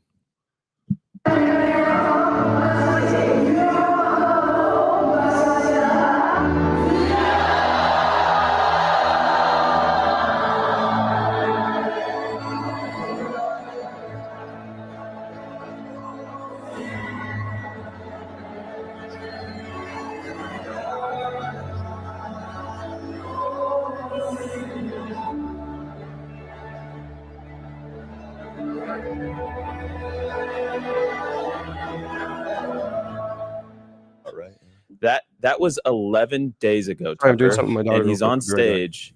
God bless And everybody in the in chat. Make sure you guys English, double tap that screen. They asked him to come forward and pray and sing over much love to Charlie. everybody. And they put their hands Again, up and they Jesus, started in whoever just English did saying, that. "How great is our Was it? God? Sing with me, how great is our God." And Charlie put his hand on his heart. And Mikey said when he got off stage, like he could see his eyes were misty. It meant so much to him. Melbourne's one of the darkest cities really in the world. There are good things about Melbourne, but basically it's in enemy hands. And boy, do you feel it when you're there. And I was like, I got to go to church. So I go, of course, to the Anglican church, which is my denomination. It's now a museum filled with Chinese tourists. I was like, oh, this is the worst. I'm feeling despondent. I go next door to the Scottish church, the Presbyterian church. Beautiful, beautiful church, like in beyond. And there's no one in it except at the front. And it's like 100 yards away. It felt like there's this little group of people singing. And it's Koreans. And this Korean congregation of like 9 people has taken over the church, rented it on Sundays, because of course no whites are going to church, of course. And I just thought to myself, this was God's way of reassuring me that even though the world that I grew up in is gone and totally, everyone's fallen away and it hasn't worked at all, that Jesus still lives. But his name is spoken in other languages. And one of those is Korean. And there's something about watching, Koreans worship that just, it's my favorite thing ever. I totally agree. They are absolute prayer warriors. But I just believe this, Tucker, and I have to say this, like in this moment, I believe God is unleashing a new revival on this country. And Charlie is the spark that is igniting it. Completely agree. And I don't even want to say it's his death. It's the start of his eternal life and his eternal glory, his immortality. And I believe that he is seated with God in heaven and he's seated in glory. And I believe that there's a reason that Charlie and Erica would look at each other and say, our mission is to make heaven crowded. And I believe that is actually the real mission. And that is actually going to be happening right now. It's happening in our midst right now. And it's sweeping the country. And there was a story I just heard on the drive here this morning that they ran out of baptism space. They just kind of did an impromptu baptism space at one of my friend's churches. And so they went out in the parking lot and started dunking people in the fountain. Hundreds of them. Protestants are fun. I just love that. If I can just say a word, I mean, I don't get involved in the Protestant, Catholic, Orthodox thing because I'm just for Jesus. But if I could just stick up just for 1 second for my people. Protestants were real ones. Like they built this country. They did. I'm sorry. It's a fact. And they really believed in God. And they, they were on the right path. They were amazing people. And I'm very aware that they've declined to the point where I make fun of them constantly, but there was something very, very real there. Very real. Sorry. Well, the circuit riders in the I feel like I have to say that. No. I mean, listen, and I'm somebody, both Erica and I were cradle Catholics, right? We did the first communion and we did the catechism and anyways, I went to Catholic high school even. Did you go to Catholic high school? No, long story. Long Well, story I'll let you chime in if you want, but 2002. but the point my is, parents moved me to public schools. I ended up getting saved in college. Very, very, very non-denominational evangelical way to phrase it. I got saved in college, radically saved. So I had this Catholic background, but then I found myself in a non-denominational setting alone at a school in Seattle, like the second least church city in the country. Right. And I ended up getting radically saved. And so, but I've never cared about the distinctions. I love both. Yeah, I agree. I might have petty, minor little theological differences. Yes. Doesn't matter. I love them both. I don't understand. I can't, because of my path here, I never cared. Anyone who focuses on Jesus is my brother. That's how I feel. And I agree with you 100%. And if you lecture, it's a little bit like Twitter, actually. if you think about it too much, you end up hating everybody and you miss the commonality between people, and the commonality between Christians is Jesus, period. And if you think about, well, I'm mad about transubstantiation, or like the last pope was horrible, Mariology, which he was. Yeah. I'm so sad we didn't get to just have that full debate. We wanted to have just a straight, like, just for fun, like, let's debate Mary. No, I'm not doing that. Let's do it, Tucker. Next radio. But we wanted to do it with Charlie, and now we can't. I'm not doing that. And that, one of the things, I hope you guys live to your 50s, because, and I'm sure you will, but because when you get there, you're like, wow, I've been wrong about so much. And you think that middle-aged people are wishy-washy, and low testosterone does account for some of that, just a fact.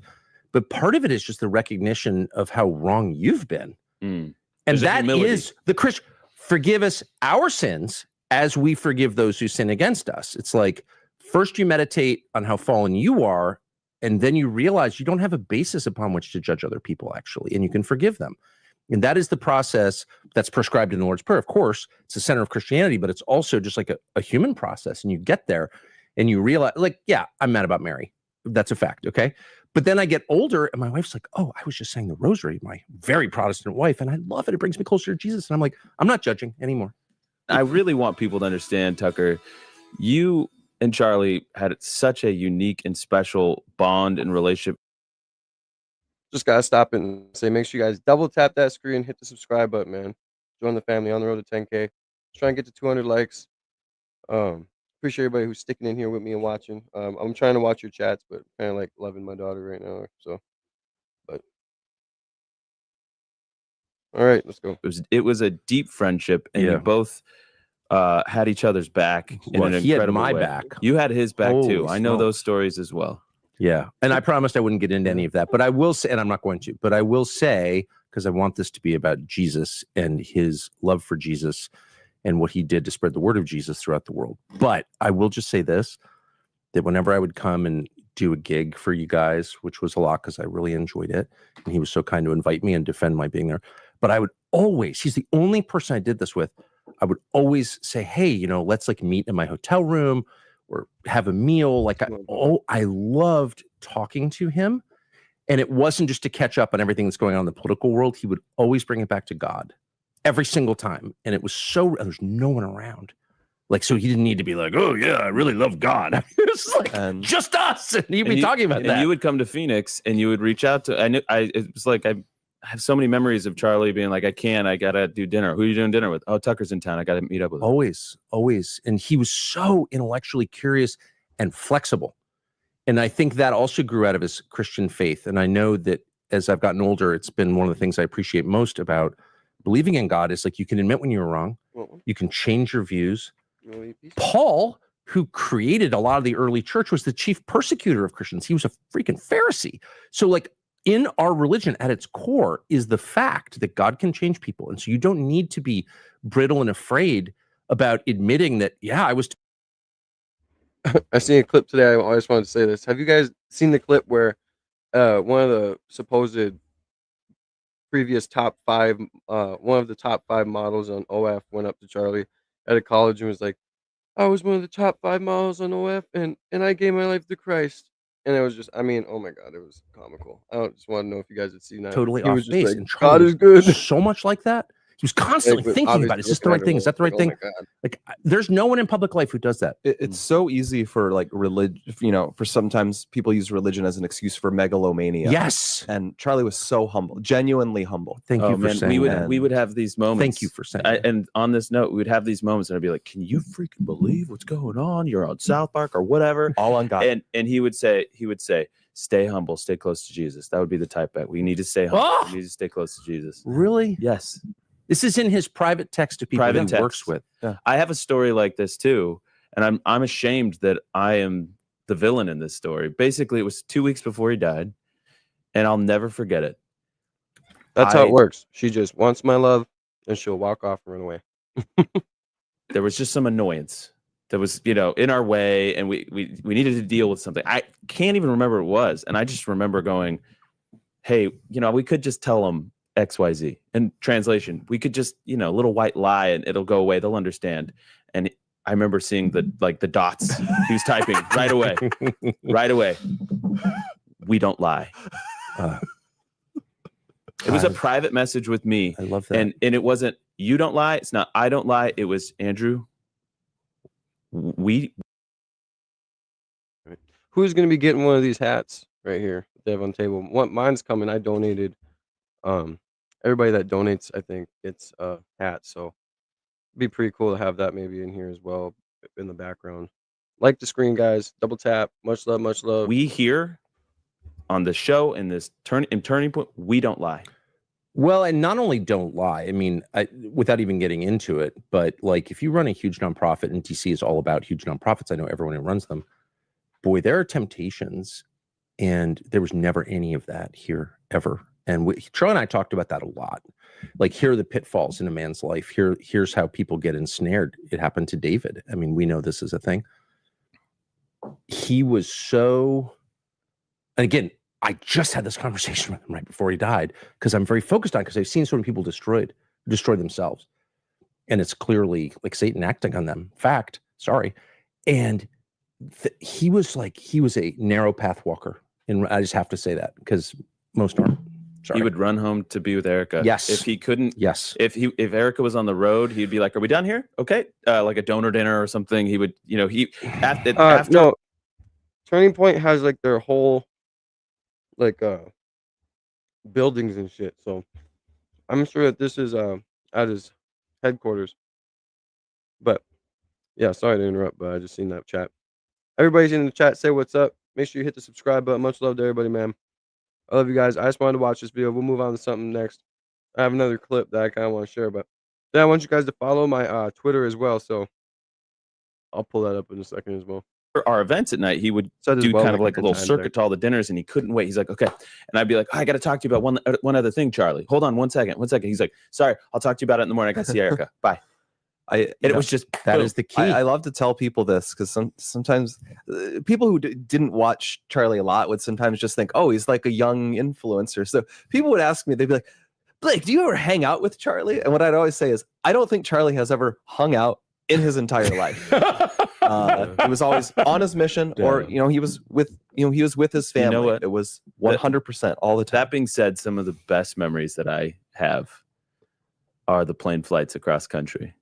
Yeah, because and that's the only time he can hang out. It was amazing. He's trapped in a tube. And by the way, and I think that gave him the freedom to kind of just go, I'm hanging out. And I mean, if you had to add them up, I've got hundreds of these hours, and they're some of the most amazing, because he was so funny and so curious, and so he did. But it was like you had to get him in this mode where you literally trapped him on a plane and he couldn't get out and he was stuck there. But what is that? I mean, most people sort of fritter away their entire lives hanging out, and I'm definitely one of them. I'm like an Arab man in the souk. I like to sit around, hitting the water pipe, playing backgammon, drinking little cups of coffee, talking about women. Like, I've spent a lot of my life doing that. That's why I love Trump so much. He likes that too. But Charlie had like this mission. So my theory on that, Tucker, is I think in order for this whole God plan to work in Charlie's life, he had to like he had to impress in him almost subconsciously, hardwire it, whatever it was. He was going to maximize the juice, the output. And Charlie disciplined his body. He didn't put alcohol into his body. He didn't put drugs into his body. He didn't put anything into his body that he thought was going to slow him down or reduce his productivity. He was obsessed with biohacking. He was like, and all, I thought it was just this weird quirk, because I'm thinking, Charlie, you're going to be alive because you're younger than me. You're going to be alive when I'm gone. Like, chill out, relax, have some fun. Get 150 likes, man. 3 more beautiful people. Somehow, love you guys. He knew there wasn't a moment to waste. And Exactly. I'm finding these things, Tucker, that he found time to do. Erica's telling me he somehow found time to journal obsessively. And she never wrote her looked a at weekly the note every single week. Wrote her a weekly note on Saturday, every Saturday. He read books, he skimmed books, he got Blake to read them. He found ways to get the team to distill information so he could absorb it. And he would do walks with books on tape. He managed to squeeze so much life into such a short period of time. And I have to believe it was God impressing and blessing him with this divine ability to maximize his output. I love that. And I had many conversations with him on this topic also about like physical health. I'm a pizza guy, so okay, yeah, physical health. I quit smoking cigarettes at 45. Like, I feel very virtuous. It turns out, you say he didn't want to put anything in his body that would hinder him, and it turns out the list of things that hinder you is all foods except like cabbage, grilled chicken, hot sauce. But that's basically what I mean. He was the fittest guy, but it was for a reason. So how much time do we have in this segment left? We're gonna welcome back radio in 3 minutes and 20 seconds. Then we have a nice 13 minutes. Okay, so I want to, when we get to the 13, I want to tell the Blake story. Blake Neff, who's sitting right here. A great story. And it's just a story that just explains who he really was. And there's so much that goes on in Washington and political world that's so treacherous and cruel and anti-human. And Charlie just stood against all of that, not simply in public, but in private. And I had a window into one of the amazing stories of bravery and forgiveness. It's just an incredible story, and it's about you. Again, it makes me emotional thinking about it. But anyway, I don't think it's ever really been told. Sorry to make you emotional. It's an amazing story. You know what I love about this Blake story too, because I don't want to. I'm not going to ruin the punchline here, but I would just say, one of the strongest testaments to Charlie is the fact that this guy's a tough judge. And I know when he I know he worked for me. And when he first started working with us, I could tell that he was a little unsure. You know, you probably had the questions. Charlie spoke the language of the people, and you're a Dartmouth kid. I have an insight into that piece of the story because I was aware of this other job opportunity, and I'm not gonna lie, I'm not like God's feeling plan. This video because it's not just. And I was working on kind of a panel show idea, but I didn't have the. It was just like a nugget of an idea. It was back in my head. And I think these guys are just, and I remember kind of just intuiting that in order to like restore this man that had been so wronged by Oliver Darcy or whatever, and see, I knew exactly what he meant, and now I think the audience does too. Says the most, I will never forget it. He said, "Charlie gave me my life back." Yep.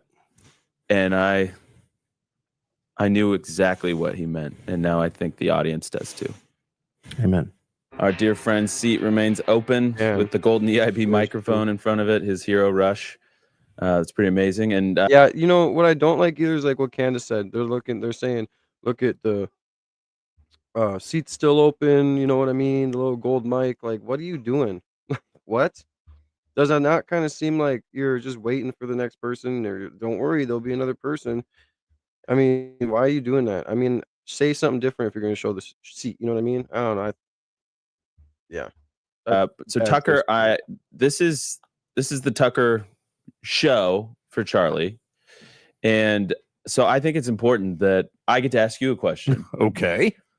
When did you meet Charlie, and tell us about how your relationship with Charlie grew? Because I think so. I met Charlie when he was a teenager. He was connected to, funded by a close friend of ours called Foster. You all know we love to hear her weird. Who's a wonderful man from Wilmington, Delaware, really from Wisconsin, but lived in Wilmington and then Jackson, Wyoming.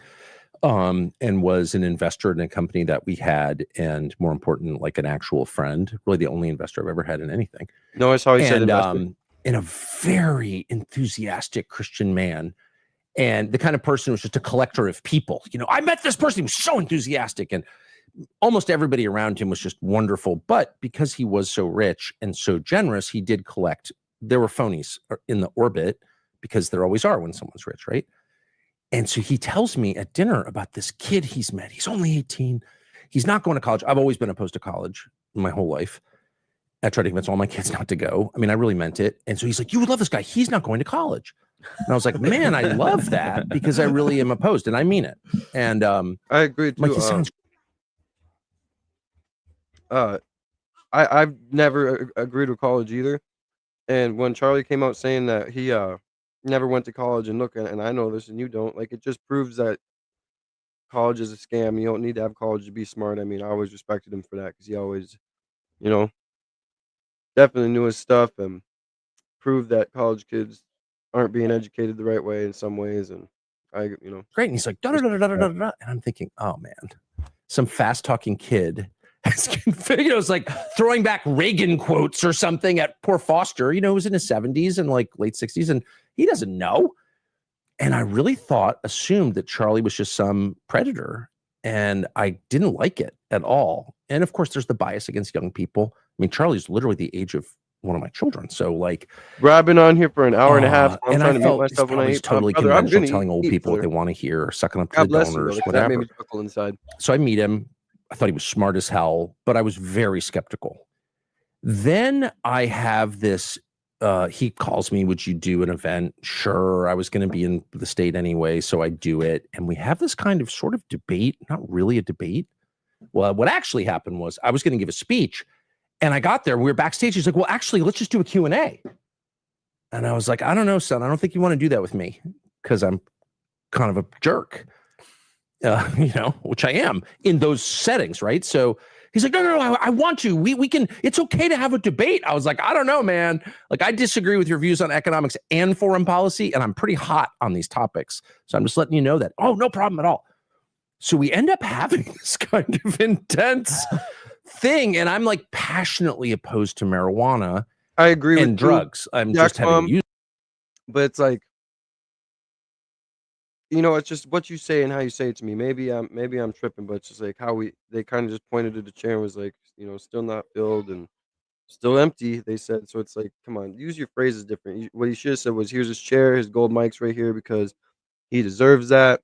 It's never going to be filled. This is always going to be the memorial to him. You know what I mean?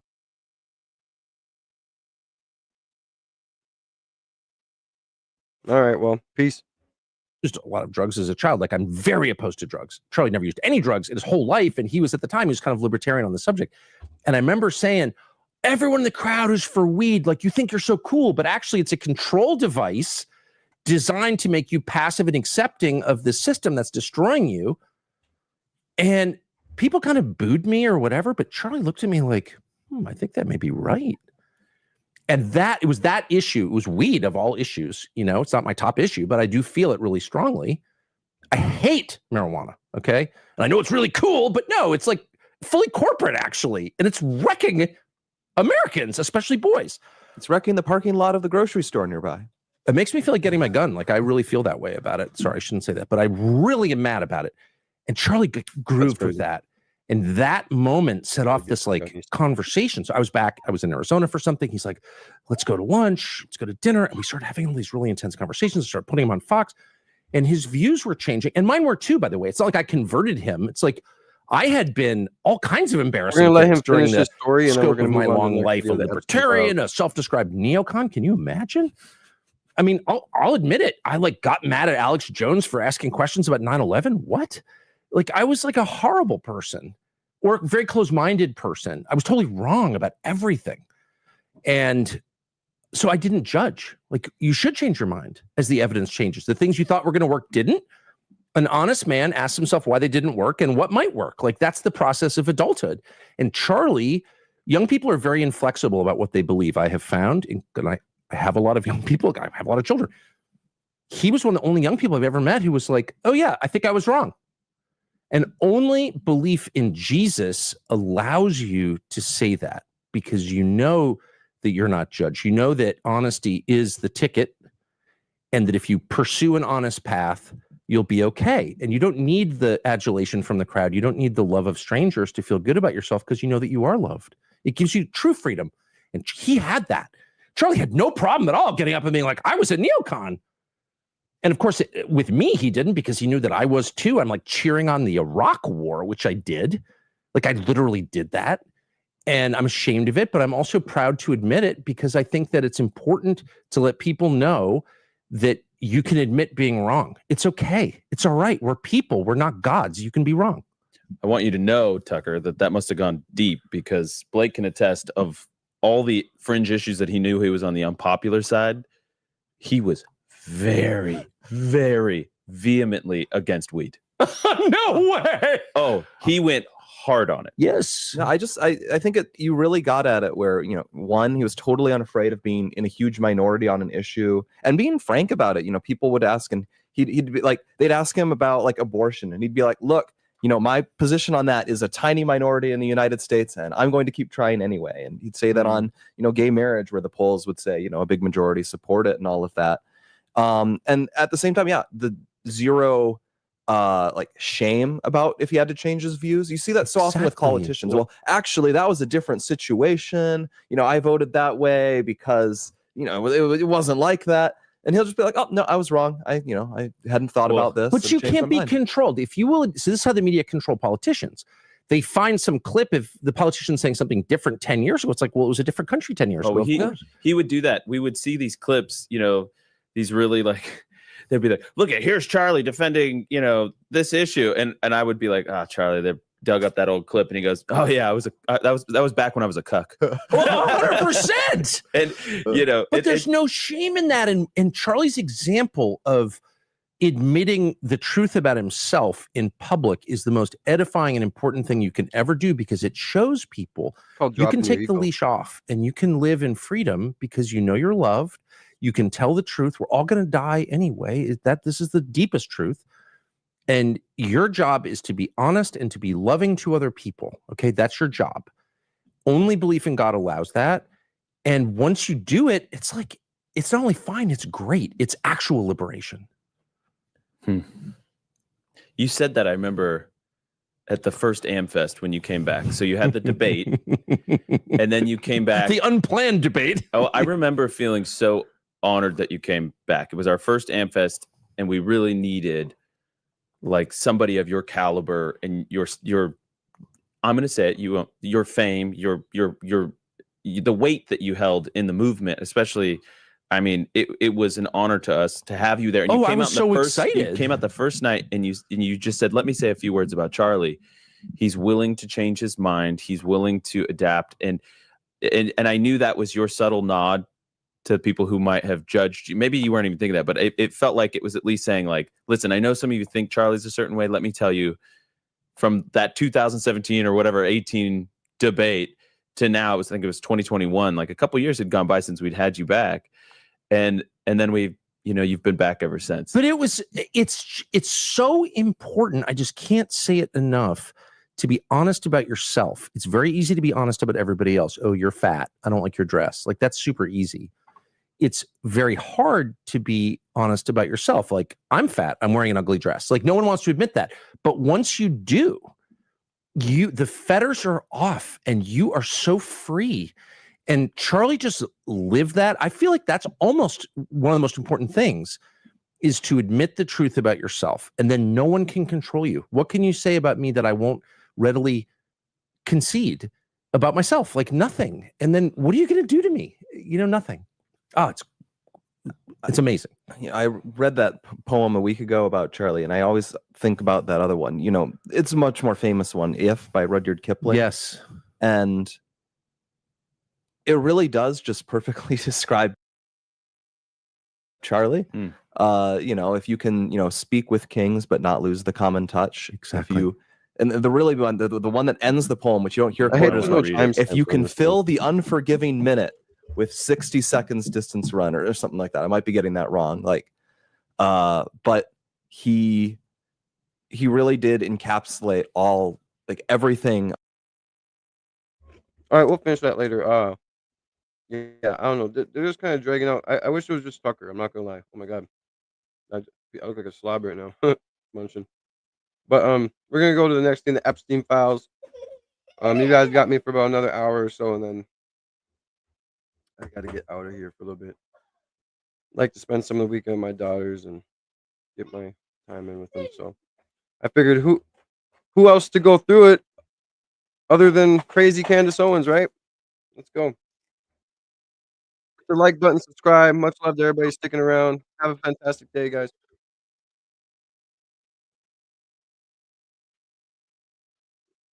Oh God, yeah, I'm an idiot. So I always think forget to now add the same we're thing. arriving at the important question here, which is, who is Trump protecting? Because he's clearly protecting someone. Is it himself? Is it someone in his family? We should explore that as we continue to notice patterns. Welcome back to the Epstein Files.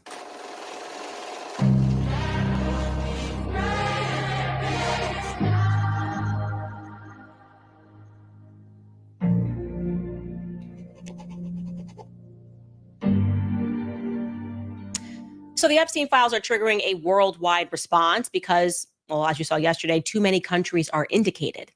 I'm talking in just yesterday's episode, we already covered Ukraine, Iran, Lebanon, the United States, France, Russia, and we are barely even scratching the surface, my friends. In fact, I didn't even mention yesterday that the country Liechtenstein, a tiny little dot in Europe, that was the country that Robert Maxwell was laundering his money through. So like when he was robbing the pensions, it was going through Liechtenstein and then to Israel. Everybody is involved in this. We're going to get into North Africa. By the way, another random fun fact that I didn't include in yesterday's episode. Guess which law firm represented Robert Maxwell? This is per Vanity Fair's 1992. They did this long profile regarding the mystery of Robert Maxwell's death. Check this out. It tells us in this article that Wilkie, Farr, and Gallagher, if that name is sounding familiar to you, that law firm is sounding familiar to you, it's because they are currently the law firm that is representing Blake Lively. Yeah, the article tells us that they represented Robert Maxwell. And yeah, they're now representing Ryan Reynolds in what the public is noticing might be a totally rigged game against Justin Baldoni. Does Israel have the courts? Who would have the power to rig something that's so obviously wrong? What's been happening in that case? Anyways, point that I'm making here is the world is a stage, my friends. It is a stage. And we should take a listen, by the way. President Trump yesterday explaining to the press who were asking him questions about the Epstein files.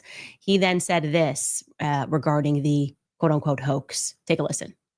I know you want to move past all this intrigue over the Epstein files, but I do want to ask you to clarify something you said this morning. You said this was all a hoax. Has your attorney It's a big hoax. told you this was a hoax? What evidence? No, it's not the attorney general. No, I know it's a hoax. It's started by Democrats. It's been run by the Democrats for 4 years. You had Christopher Wray and these characters and Comey before him. And it's a bad group. It started, actually, look at the Steele dossier that turned out to be a total hoax. The 51 agents, the intelligence, so-called intelligence agents, it was a hoax. It's all been a big hoax. It's perpetrated by the Democrats. And some stupid Republicans and foolish Republicans fall into the net. And so they try and do the Democrats' work. Look, I'm happy to be stupid. I'm happy to be foolish. I was very happy to be a person in the basket of the deplorables. The ad hominem stuff doesn't mean anything to me, especially when it comes to a ring that involves harming children. Okay. I just think that this is so ridiculous to try to divide people and make it seem like it's a fight between the left and the right. It's not that. We are, in fact, not stupid, but we're happy to have you call those names. And when I hear him say that, it just inspires me more to look into this. I really think that nothing should commit us further to wanting to unpack the Epstein story than the amount of gaslighting that is currently taking place. So, I mean, it is crazy the amount of gaslighting, you guys. I mean, it really is. I mean, if it wasn't a big deal, no one was implicated, why not release it? But it's been very crazy since he passed. It's been, what, 6 years? let's jump right back into it. We're going to unpack Epstein's story first because I want to keep us very focused. There's going Make to sure be you guys like so the many video, man. names, so many Double things that are tap that social happening. By the end of support this on the road to series, 10K. we Love are you guys. going to be, we're going to be speaking about Greek mythology. truly. And I want to make sure that we very early on establish some threads and some trends that you will see as we begin to weave this web, okay? Here are the indicators thus far. Identity laundering. That's a big piece of this. The ability for people to change their names and to go by different names, that we are seeing that already early in this story as we unpacked Robert Maxwell. You can keep this up, the slide up. The next is the Midas touch. Okay. The Midas touch being this person was not qualified and yet they were touched. Somebody had their hand on them and they were pulled through the ranks. The third one obviously is sexual deviancy. Robert Maxwell, we've talked about him already. An element of theater. You could also say that's a part 2 that goes along with the identity laundering. They're becoming different people with different stories. It's very gypsy, okay? And the last piece of this is historical revisionism, telling us not to remember what happened yesterday. Rewriting. This is when publications get involved, constantly changing somebody's name, helping them, and telling us, don't remember what happened yesterday. This is what we're telling you the present is now. So we've already discussed Epstein's bizarre life story, but we're going to do it again here because now we are in the series officially. And as you know, the indicators, which we've identified in the Robert Maxwell story, are plenty here in the Epstein story as well. His story begins in 1953. And don't worry, I've created a timeline for you guys at home. I know some of you guys like to freeze and go through the timelines. It was in 1953 that Jeffrey Epstein is born. We are told that Jeffrey Epstein spent his childhood in Brooklyn, a part of the Seagate neighborhood, which has a population that is 80% Orthodox Jews of Russian origin. Okay, so they're coming in and they're settling in Brooklyn. That's going to be relevant for later in this episode, so I want to remember that. And similarly, we heard about this when we discussed Robert Maxwell yesterday. His parents were Seymour Epstein, who was a city parks department employee, and Pauline Epstein, who was a school aide. We're told that he was the product of middle-class New York City. That's the same story we're told all the time. All of these refugees didn't have much, and then they're just all going to become very wealthy in a very short amount of time. Millions and sometimes billions. We know that he attended local public schools before he entered Lafayette High School, which is in South Central Brooklyn. That is, in fact, a photo of Jeffrey Epstein that we have here on the screen. Somebody had included this and said, Epstein signed my dad's high school yearbook and wrote "Be Cool" in his yearbook. So that is Jeffrey Epstein. And then we are told that he reportedly graduated several years early. Okay. I don't know how early. Was he a freshman and then they just took him out? But we do know that he next appears in 1969. Jeffrey Epstein enters the prestigious Cooper Union College, but then suddenly and inexplicably, he drops out, just drops out. Then he enrolls again in 1971 in the Courant Institute of Mathematical Sciences at NYU. And he is there in 1971 to study the mathematical aspects of cardiac physiology. That's very specific. But guess what? He doesn't make it to the end because he drops out. He drops out of the Courant Institute. Again, we're not given a reason why. It's inexplicable.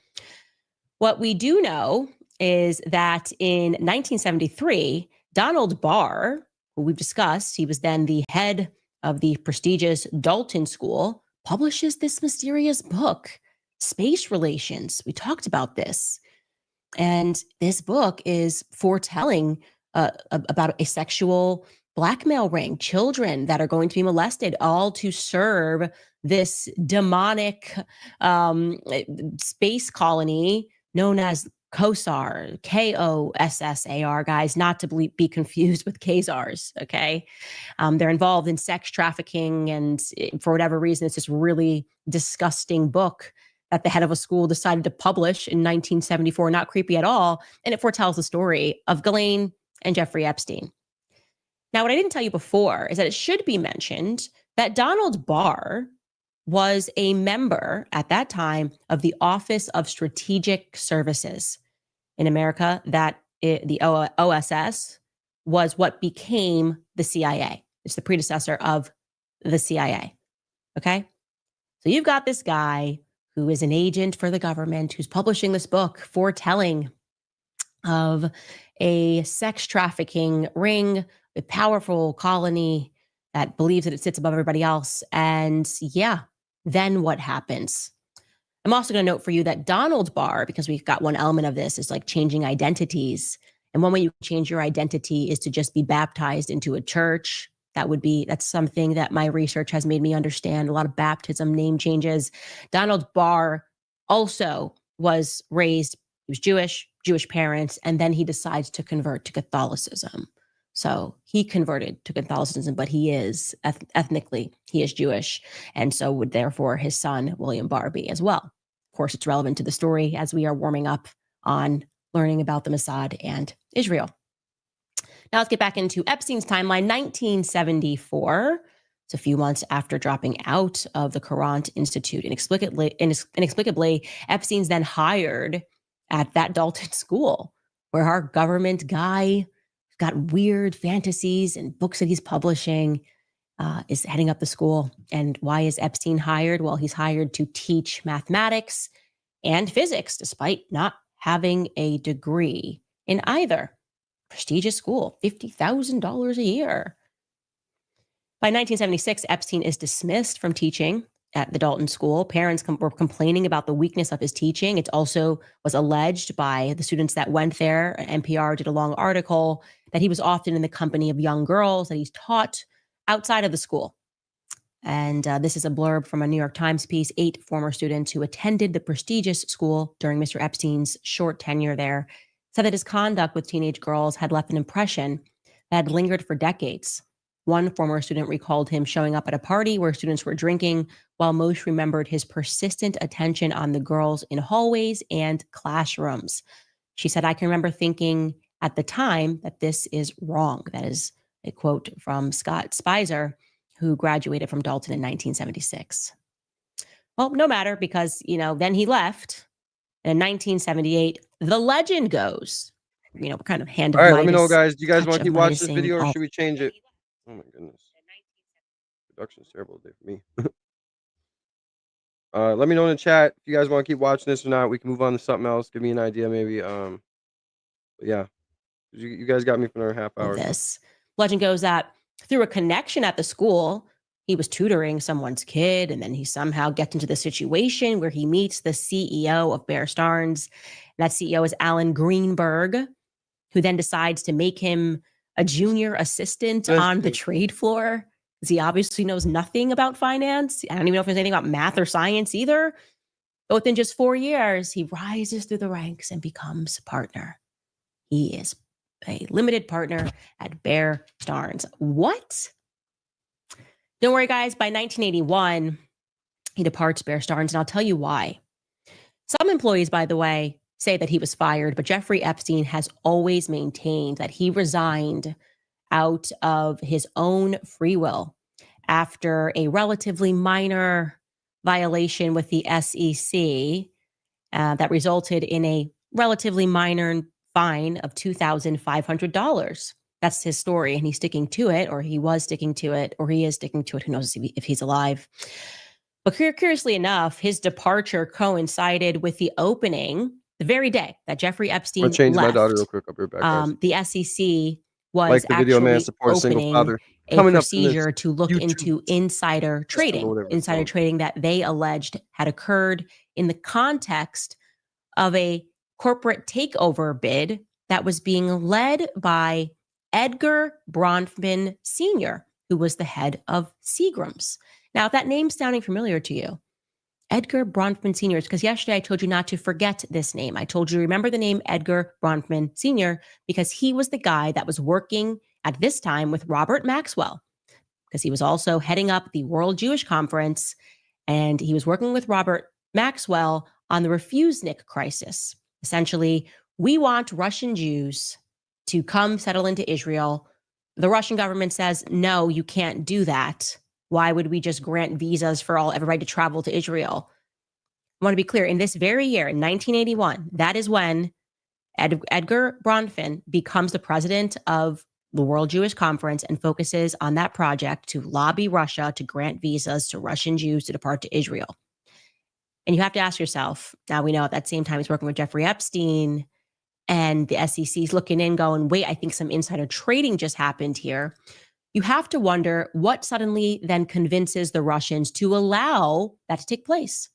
Or what convinced, by the way, the Russian Jews, for that matter, to want to abandon their homeland to move to the Middle East? Was there an incentive provided? Was there a financial incentive provided? I'm just asking questions. Was Robert Maxwell the only Israel firster hotshot that was committing financial crimes to help Israel? Because remember, he's robbing pensions. What's going on over here with these banks that are getting into trouble? I will note now that per a 2003 Vanity Fair article, the SEC never officially brought the proceedings against Bear Stearns for insider trading, but its questions seem to indicate that it was remarkably skeptical. The SEC body was remarkably skeptical of Epstein's answers. Vanity Fair writes that some sources wondered why, if he had such an important role at Bear Stearns, he's a partner, why would he have left over just a small fine of $2,500? Something else was clearly going on there. Now, next part of Epstein's biography gets a little bit murky. And I want to tell you, by the way, what he was interested in. That's kind of like, what was his public life profile? You know, he had all of this money. We don't really know how he has it or how he gets it, but he's everywhere. And I'll tell you some things that he was passionate about. He's a passionate guy. He was passionate about issues relating to human consciousness, brain function, and also particularly transhumanism. Gosh, this is really becoming a theme, transhumanism.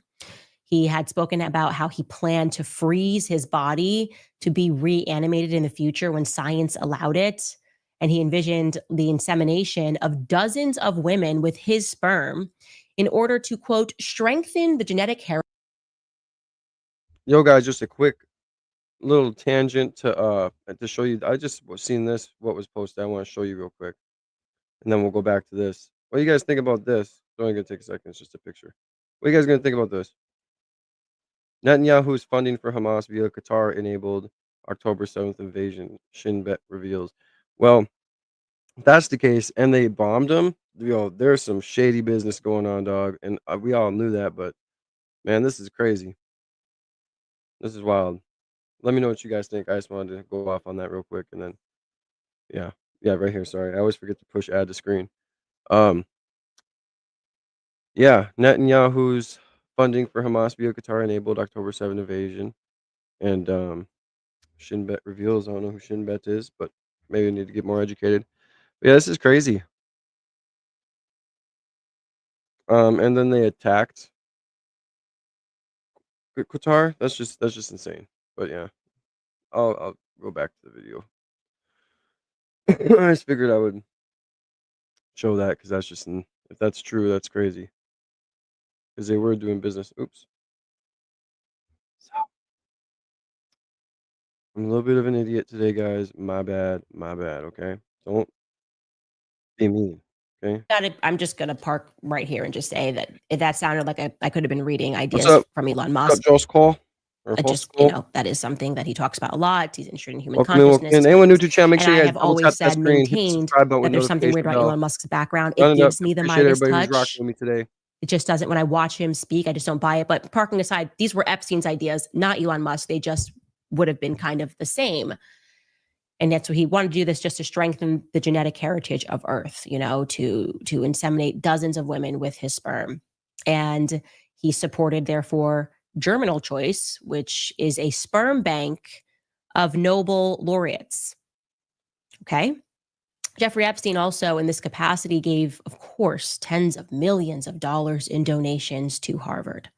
I say, of course, because as we have learned, Harvard is running some sort of a Mossad operation.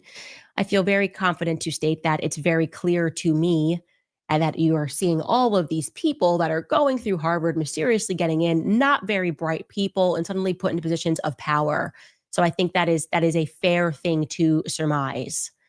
I'll say it's my opinion. Better be careful because Harvard's coming down on speech at the moment. Now, he then made, Jeffrey Epstein, some curious donations, given the fact that he does not have any children.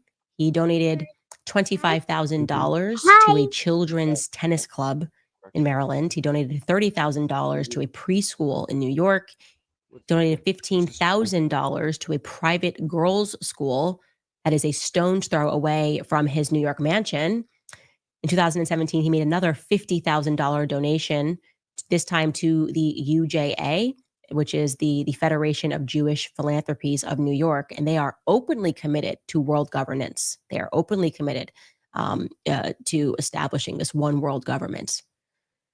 Epstein also gave to a ton of politicians. I'll give you some of them right here. Some interesting names on this list. You can look through this. But yeah, President George H.W. Bush definitely stands out.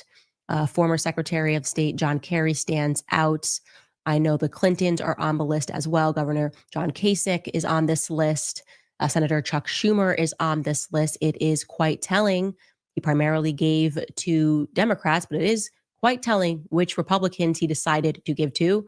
Former Senator Bob Dole. It's definitely something that I think deserves, somebody should definitely prod that narrative and see what motivated him to give to these people, especially in states that he didn't live in. Now, jumping back into our timeline, 1981, this is this big year, right? You've got him with Edgar Bronfman. Edward Bronfman is working factually with Robert Maxwell, and that was also the year 1981 that began the Iran-Contra affair that we discussed yesterday. The Iran-Contra affair is what connects Epstein to Robert Maxwell, not just via Edgar Bronfman, but also through the Refusenik scandal, but also Let me know what you guys think Ari about the Ben Epstein Minaj files down told below. us, Let me know. the insistence at that time was coming from Educate me a Robert little bit Maxwell more. in his I office know a in lot, London, but telling them that they let's start needed to just collaborating, man. let Epstein into the arms discussion, right? Let Epstein into this, include him. Your bosses have told you this guy is good, and now you've got to include him on these arms deals. And Ari Ben Minaj was like, even though we were instructed to, we thought he was an idiot, we thought he was incompetent, and so we did not involve him. But yes, he ended up getting together a nice little business of blackmailing American politicians. Okay. What happens in 1987 then is kind of relevant because it is rather appropriately a British defense contractor. His name was Douglas Leese. Okay. So someone who contracts weapons and technology to a nation's military. It was him, Douglas, who recommended Jeffrey Epstein as a genius with no morals to Stephen Hoffenberg. Stephen Hoffenberg was the CEO of a financial company called selling chocolates to Towers my Financial kids at school, and I swear I'm Corporation. eating more than Okay. selling. So we should just acknowledge right now, make it clear that before we get into what happens with Towers Financial Corporation, what Ari Minaj told us is obviously true. I'm just trying to help out this administration, by the way, because they're saying they don't know whether or not Jeffrey Epstein was tied to another government. They have no idea if he was working for another government's secret service. They have no idea if he had ties to intelligence services elsewhere. This is the answer. If I can do this from my house, I feel like maybe the feds could do this. Maybe start with Ari Minaj, who's on record saying that. Maybe start with these other people who are telling you how they're connected. Start with Bronfman, look into that whole thing. I'm just trying to help out the United States government here. Anyways, this confirms that what Ari Minaj said was true, that Robert Maxwell got Jeffrey Epstein involved in weapons.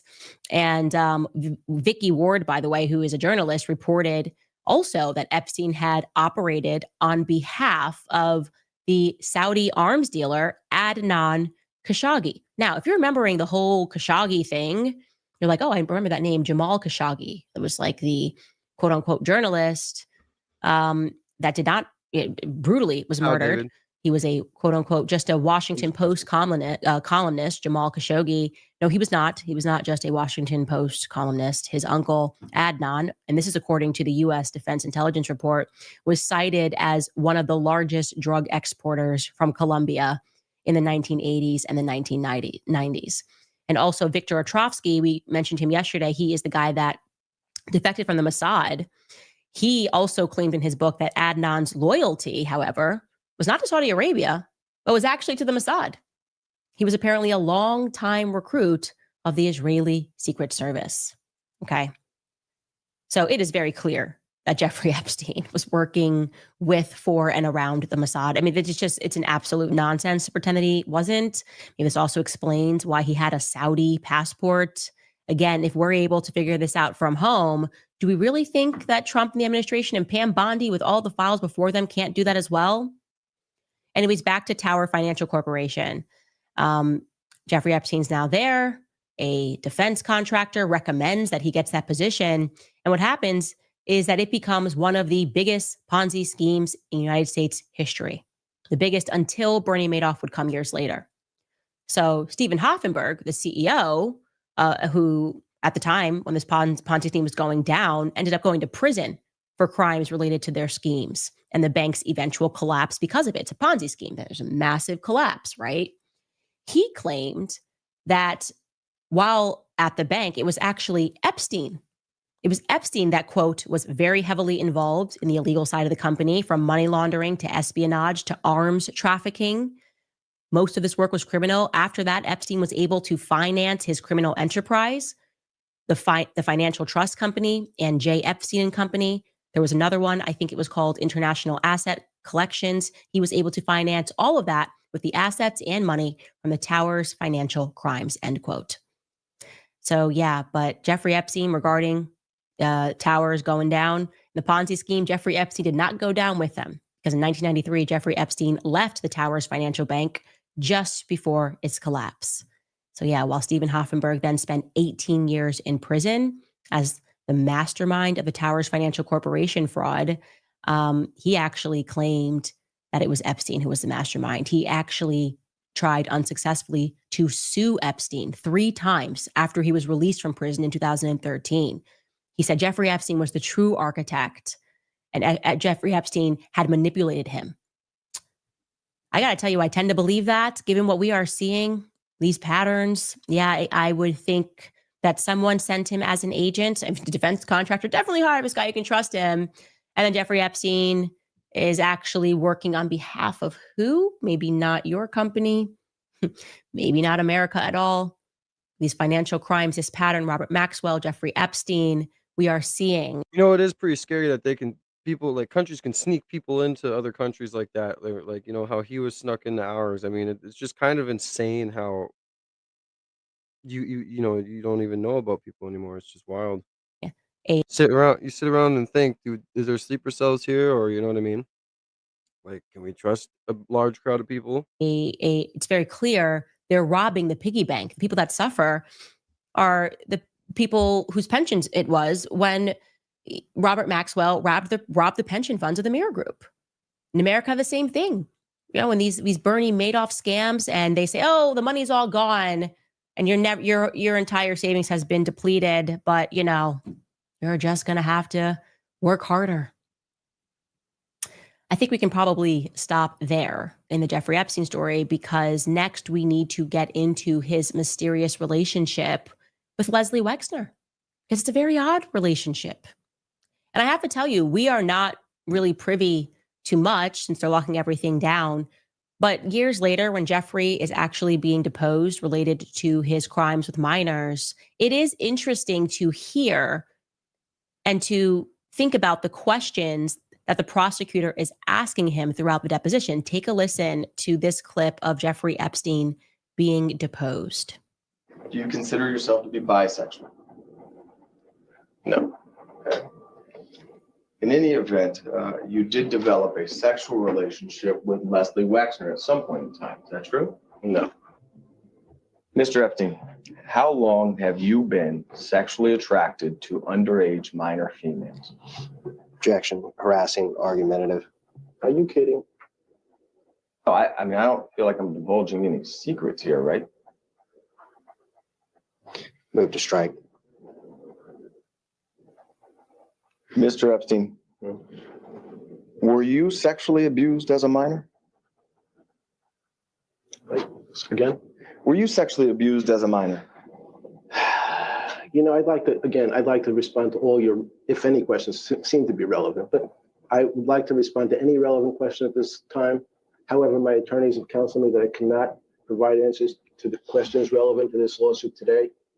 I must accept their advice or risk losing my Sixth Amendment right to effective representation. Accordingly, then, I assert my Fifth, Sixth, and 14th Amendment right to the United States Constitution. Now, of course, it is a legal strategy, especially when you know they're cooking up that he's just going to sign a plea deal and get away with it and then just be running the sheriff's office in Miami. It is a strategy to say, just plead the Fifth about everything. But if my lawyer said plead the Fifth about everything, and some questions were just so absurd, like, okay, no, obviously, But why? What made the prosecution ask him whether or not he had a sexual relationship with Lex Wessner? What did they know? What became apparent when they were looking before them and they were trying to charge him, and then somebody comes in the hand of Midas and says, leave that guy alone. He's ours. What made them ask that question? It's a very specific question. Did you have a sexual relationship with Lex Wessner? It's a very specific question to ask him whether or not he was molested in his youth. Oh, that's very interesting. And there's a lot more that we have to unpack. But I wanted to leave time today to take a look at what could Crazy how the possibly detective also be said it's motivating not like Trump in anything I'm this saying moment, because isn't it is already up in the very, air, right? very relevant, I think, to consider that question.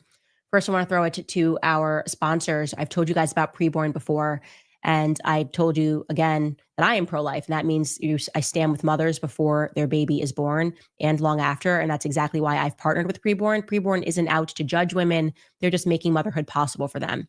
They provide free ultrasounds. They share the gospel of Jesus Christ, and most importantly, they stay after the baby is born with real practical support by giving expecting mothers diapers, baby clothes, and even housing and financial help for up to 2 years after the baby is born. That is what true Christ-centered compassion looks like. And here's how you can be a part of it. With just $28, you'll give a mom a free ultrasound, one chance to see her baby. And when she does, she is twice as likely to choose life. Preborn is on a mission to save 70,000 babies this year. So don't just say, don't believe, and I know that some of you guys were in the comments, you're really mad at me about this, by the way. I said, I don't believe that Trump is in the Epstein files. You're like, Candace, come on. He's obviously in the Epstein files. And anyone that's new to the stream, man, make sure you guys double tap that screen, hit the subscribe button, join the family, man. We're on the road to 10,000 subscribers. Thank you guys for being here. Much love to everybody. But double tap that screen. Just 2 taps, 2 thumbs, you get the likes up. I appreciate you guys. God bless. I maintain, I am being genuine with you when I say that I really do not think that Trump is in these files in a way that he's nervous about coming out. I just don't see that. I do believe, however, that he could be motivated to protect someone else that is, or to protect somebody else who would be implicated by this blackmail scandal. He definitely is somebody that I think would move mountains to protect his children. And I would almost say, especially Ivanka. I don't think Ivanka Trump is in the files. I don't think that she's caught on camera doing anything, but there is something about this story of Jared Kushner and Ivanka that is now making me uncomfortable. And what I'll tell you is that throughout the first term, and I was very much around them, and I will say this, Jared and Ivanka are lovely people. They are very kind, and I'm not covering them to pretend that they've ever done anything wrong that I know about. But I think it made a lot of people in the MAGA movement uncomfortable that Jared was so intimately involved, right? He was the person that had Trump's ear, right? There is the king, and then there is the person who whispers into the king's ear. The king's advisor holds a lot of power. There are books about that, this is who the president was. This is who actually held the power. I think it's called like Friends of the President or All the President's Friends. I can't remember the book. But anyways, Jared was that person. Everybody knew that if you wanted to get something done, you went through Jared. Okay, Jared was running the White House the first term. He just was. And his demeanor is such that when he was doing it, he was doing a very good job because everybody likes Jared, which is to say that he doesn't ruffle any feathers in the process. And what I think bothered me was Jared had so much power and he got a lot done that he wanted through President Trump. But then when Jared left his post at the White House, suddenly we learn that Saudi Arabia injects $2 billion into his fund. Okay, this is a headline in the Wall Street Journal. Jared Kushner's new fund plans to invest Saudi money in Israel. Okay. And the small print there reads, the fine print, Saudi Arabia's sovereign wealth fund committed $2 billion to Mr. Kushner's affinity partners. That's the name of his fund, agreeing to allow investment in Israeli firms for the first time. Jesus. So that happens as soon as he leaves the White House. And then you go, okay, your father is running again and Ivanka's nowhere to be seen. When I say nowhere to be seen, I mean that even in a lead up, okay, that's fine. You say you want to leave politics and that was the official story. You just want to spend time with your family. But she was so unaffected by the 2024 race that she didn't even dedicate a post to like voting on the night of the election. I'm not kidding. The night before the election, I don't know if you guys remember this, Ivanka took to X while everyone's worried about whether or not we're going to have a country. Like, the panic that you feel when you're a citizen, and it matters who's going to lead this country. Like, it actually matters. So whether you were hoping for Kamala, I certainly wasn't, or whether you're hoping for Trump, the idea that the other person could win people had anxiety. I had anxiety about the future for my children. I was like, if we may not have a country in 4 years. Not Ivanka. She didn't even say like, hey, I'm going to stay out of it, but vote who you want to vote. She did a birthday tribute to herself. She did the night before. She did a birthday. This was the post the night before the election. Double tap that screen, guys. And Show she some love wrote, and this support, past man. week I Let's try and turned get to 43. So it wasn't even like it was her 170 birthday likes, man. eve. It was like the 19 week more before likes. she Show some turned love and support. 43. And then she wrote, reflecting on life's lessons, here are some truths that I've learned along the way. 1, family and friends are everything. 2, forgive people. It frees you. 3, everyone's a teacher. 4, avoid lashon hara, which is gossip. 5, trust yourself. I mean, 6, nourish your body. 7, get sunshine. I'm like, wow, that's nice. That's nice. And before, like, that's what's concerning you. We're all on edge. We're all biting our nails off here. And she's, like she's on Zanga from the 2000s, like she's coming up with these quotes that you put on your AIM profile when you're away. You just discovered quotes.com and you got to make JP, God bless. Welcome to the AIA family, away man. message, Double tap, AIM hit that away subscribe message, or button, make a homie. profile because you You guys just are broke always up with having your the best- boyfriend when you were or- 13. It was just, Oh my God. you just Blessed missed the Saturday. mark, and then I realized, wow, this means that she is not impacted one way or the other. It means that they have classed into that part of society where elections don't matter because your family's good. Your family is good either way. And I had that thought. I said, well, yeah, Jared just got $2 billion. Now you guys are gone. You don't even care about whether or not you don't even care if your father wins this election. You're not even saying go vote. There's nothing. There was no work that was done. That's crazy. And so regarding the money, you would think after being in the office and speaking to your father-in-law that maybe that money would be coming to America in a big way. Well, Forbes did a deep dive on where that money was going. This was the headline. It was why Jared Kushner will become a billionaire no matter who wins. That was the energy that I got from her post. Doesn't matter. That's And in crazy. that article, it tells us, quote, Affinity had a slow start, deploying almost no capital in its first year while Kushner learned the ropes and navigated a turbulent pandemic market. But it's since picked up the pace and has now invested about With the $1 Epstein files, million. nigga, we're way off track Does or deals what? with the Qatar the whole time. That's the point here. They say it's significant because neither Gulf state has diplomatic relations with Jerusalem, and Kushner had to obtain waivers from both governments to make that happen. So he is acting as an intermediary between Qatar and Israel and getting this deal done, right? While the rest of us are being accused of being funded by Qatar for some reason, I guess this is fine. Like the Zionists are fine with this. The Shlomo deal tells us it was closed in January, and 6 months later, Affinity bought some $130 million in shares of the publicly traded Israeli financial services from Phoenix Financial. And this is what Jared had to say about that. He said, quote, it's only brought me closer with my investors. The fact that I'm investing Gulf money into Israel post-October Welcome in, 7th, everybody. that's God very bless. important. We need to bring Hope y'all everyone having a together, he fantastic said. day, man, guys. Double Okay, tap that I screen. Show really some do love and wish that support. Hit money the was subscribe button being with notification invested bell. in America. Welcome to the family. Again, Join the because you journey. See used me now, the media. Let's office, go. They need to see us to now. facilitate deals that would help you and your family. Everybody's having a Of blessed course you did weekend. that. Double But tap, double what's tap, also y'all. Show some love and striking support. Let's get is back in the Jared's algorithm. post. I appreciate Because then everybody you for wonder, being here, okay, just chilling. what is his vision after October 7th? We know what it is because really Like just this a is the few Epstein months files, after and she's October like, let's 7th, talk about October 7th. Jared I was don't on get it. the region, clean it up, and then we've got some valuable property, hotels, and Yeah, well, listen, the this rest of past, us. never got changed. I don't know why she veered off. It's a but- demolition. It's just a controlled demolition, essentially. Hey, Is what get we're off looking my at. channel, Frank. They're demolishing Peace. everything in sight.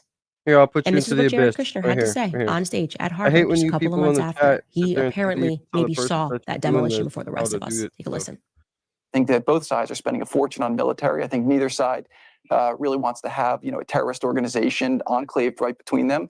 And Gaza's waterfront property, it could be very valuable to, if people would focus on kind of building up, livelihoods. You think about all the money that's gone into this tunnel network and into all the munitions. If that would have gone into education or innovation, what could have been done? And so I think that it's a little bit of an unfortunate situation there. But I think from Israel's perspective, I would do my best to move the people out and then clean it up.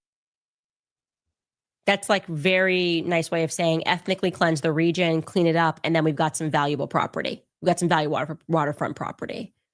And we know Trump's then talking about building Trump hotels, and it really, really makes you wonder. Okay, that was February 15th, 2024. And he already had a real estate vision for people being moved out of Gaza. So we go back to our indicators, right? Our indicators. Do we have that, guys, from the beginning? We were talking about this. Identity laundering, the Midas touch, sexual deviancy, theater, historical revisionism. And regarding the Midas touch, apparently it has been reported, and this was not a political report, by the way. This was done in 2006, before Jared Kushner was in the public domain. There was this guy who said that, yeah, Jared Kushner got into Harvard because of this Midas touch. They were saying that he did not have the grades to get into Harvard. I'll tell you about this guy. This guy's Dan Golden. He wrote a book back in 2006 called The Price of Admission. He was investigating at that time, again, not related to politics, left or right. He just thought it was interesting that there were so many of these people going to Harvard that were underqualified. He was investigating why so many of the elite's children get into Harvard, despite not having the academics to do so. Well, she's And going to Jared talk about how Kushner Mossad's came in up with his Harvard. investigation naturally. And according to him in his research, he writes, quote, New Jersey real estate developer Charles Kushner, that's Jared's father, we're going to talk about him in a second, had pledged $2.5 million to Harvard University in 1998, not long before, his son Jared was admitted to the prestigious Ivy League school. At the time, Harvard accepted about 1 of every 9 applicants, he writes. He then went out and spoke to the former administrators of Jared's high school about this peculiarity. You decide to donate before your son is, deciding that he wants to go there. He's about to apply. And he tracked down a former administrator of Jared's high school, that's Frisch School. And in his book, he quotes the administrator as having said, quote, there was no way anybody in the administrative office of the school thought that he would, on the merits, get into Harvard. That's a former official, again, of the Frisch School in Paramus, New Jersey. The administrator goes on to say, quote, his GPA did not warrant it. His SAT scores did not warrant it. We thought for sure there was no way this was going to happen. Then lo and behold, Jared was accepted. Okay. So Charles Kushner, then he does more work, discovers that he is on the board of something at Harvard or on some commission at Harvard along with his wife, and that they were allowed to be on that commission despite the fact that by then he had already been found guilty of financial crimes. And so what are we looking at here? Again, it's one of these stories. We came from Russia and then suddenly we had millions of dollars within a couple of months. Just hard work pays off, man. What can I tell you? We just worked really hard. Fortune. That's the Kushner family story. It's an interesting one. And when you talk about sexual deviancy and blackmail, I am really questioning why on earth Trump thought it was appropriate to name Charles Kushner as the ambassador after granting him a pardon as the ambassador to, of course, France. Because what do we know for a fact about Charles Kushner? Well, we know that when he went to prison, it was for tax evasion and for witness tampering. And if you're wondering whether or not he was guilty, and you don't know how disgusting this story is, the attorney general at the time who put him away was Chris Christie, attorney general of New Jersey. And I never knew the backstory of that, of what Charles Kushner did. And it is, I'm just going to let you listen to Chris Christie tell it, because Margaret Hoover was questioning him on PBS's firing line. Yeah, sad optimist. Yeah, that was a crazy. Yeah, that's a crazy part of everything. Tucker's dad's wild, but it's kind of like, which devil do you pick to listen to, or all that, and you gotta try, and that's why it's really important to try and weed out different sources, different people, and also do your own research and stuff like that. So, but yeah, Margaret Hoover. And she was asking Chris Christie about that time he put Charles Kushner into prison. Take a listen. I was surprised that you didn't give yourself more of a defense for prosecuting Charles Kushner in the book. I just think that it was so obvious he had to be prosecuted that, if a guy hires a prostitute to seduce his brother-in-law and videotapes it and then sends the videotape to his sister to attempt to intimidate her from testifying before a grand jury, do I really need any more justification than that? It's one of the most loathsome, disgusting crimes that I prosecuted when I was U.S. attorney. And I was U.S. attorney in New Jersey, Margaret, so we had some loathsome and disgusting crime going on there. But I just laid out the facts, and any objective person who looks at the facts knows, confronted with those facts, I had a moral and an ethical obligation to bring that prosecution. I know a lot of people have beef in their family. We got family issues. Everybody got family issues. This is not your regular family issue. Could you imagine this? Your sibling is getting in trouble for tax evasion. You have information that the government wants pertaining, so they want to make you a witness. To stop you from being a witness, your brother goes to your husband, decides to hire a prostitute to seduce him, and video records your husband having sex with a prostitute. And then once he gets that recording, he Get goes my to kids ready to go outside real you quick. I'll be and back. threatens you with it. I am speechless. More speechless that Trump granted him a pardon. And not only granted him a pardon, that's one thing, okay? You want to do favors? That's what pardons are all about at the end of your presidency anyway. Like everyone does it by left and right. So like everybody's guilty for doing this. There's no one side is better than the other. They look out for their homies in the end. But to then give him the ambassadorship of France? Maybe All right, he guys, was I'm probably going to end the stream here in overqualified a for that, second. actually. We're getting It's close to the actually end of the video. insane. So Maybe he was overly about 3 qualified for minutes here, that I'm going to end position, it. We'll give but it it another makes you 3 wonder minutes, why and he wanted it. I'll see Why you guys somebody that's in next their time. Thank you guys 70s for such a good wants, turnout today. I don't know if he speaks French, maybe he does. Why would he want to be the ambassador of France? What are the perks of being an ambassador? Well, you become an intermediary. I think that's some of the perks. But these questions should be asked now because it seems like we have been completely played, and we are being played over something as sinister as crimes against children. We're being called stupid, right? We're being called weaklings for saying, excuse me, there's not just smoke here, there is fire. And I don't like it. I don't like Jared's involvement in the Middle That is East. crazy, guys. I think it's a mean, conflict the of whole interest Epstein at situation's best wild. for Trump right now, that of what Ivanka and Jared are up to, their path to becoming billionaires is a conflict of interest at best. Who are they more loyal to? Who is Trump more loyal to? Are Ivanka and Jared more loyal to Israel? Is Trump therefore more loyal to his child, Ivanka, than he is? My one criticism for Candace on this is it's titled The Epstein Files, The Midas Touch or whatever, episode 1. She's going so far away from talking about the Epstein Files. Like she's just got DTS, I guess, Donald Trump syndrome right now. Just got to go off about the other semantics. Like just talk about the Epstein Files, man. Welcome in, Eve. To the United Welcome States? to the family. Double tap that Are screen, these y'all. fair questions? I think they are. Okay. Because now you're gaslighting us, and we're going to continue to ask these questions. Anyways, wondering what you guys think about all of that. There is no stone that I will leave unturned when it comes to harming children. This was the red line, and it is absolutely foolish for Trump to think that he can redirect the energy of MAGA somewhere else and tell us, oh no, don't look over there. Before I get into some of your comments, I'm going to remind you guys about American financing because costs are still rising on everything, gas, groceries. All right, guys, that's perfect timing. She's just gonna read off comments, and I don't know. This was just kind of a disappointing,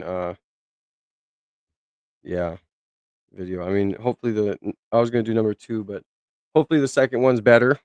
But thank you everybody for stopping in and showing love and support, y'all. I really appreciate it. We're just so blessed, so grateful for you guys. If you haven't already, hit the subscribe button, man. Double tap that screen with the notification bell so you can always be part of every single live. I try and go live every day, bring you guys the best content.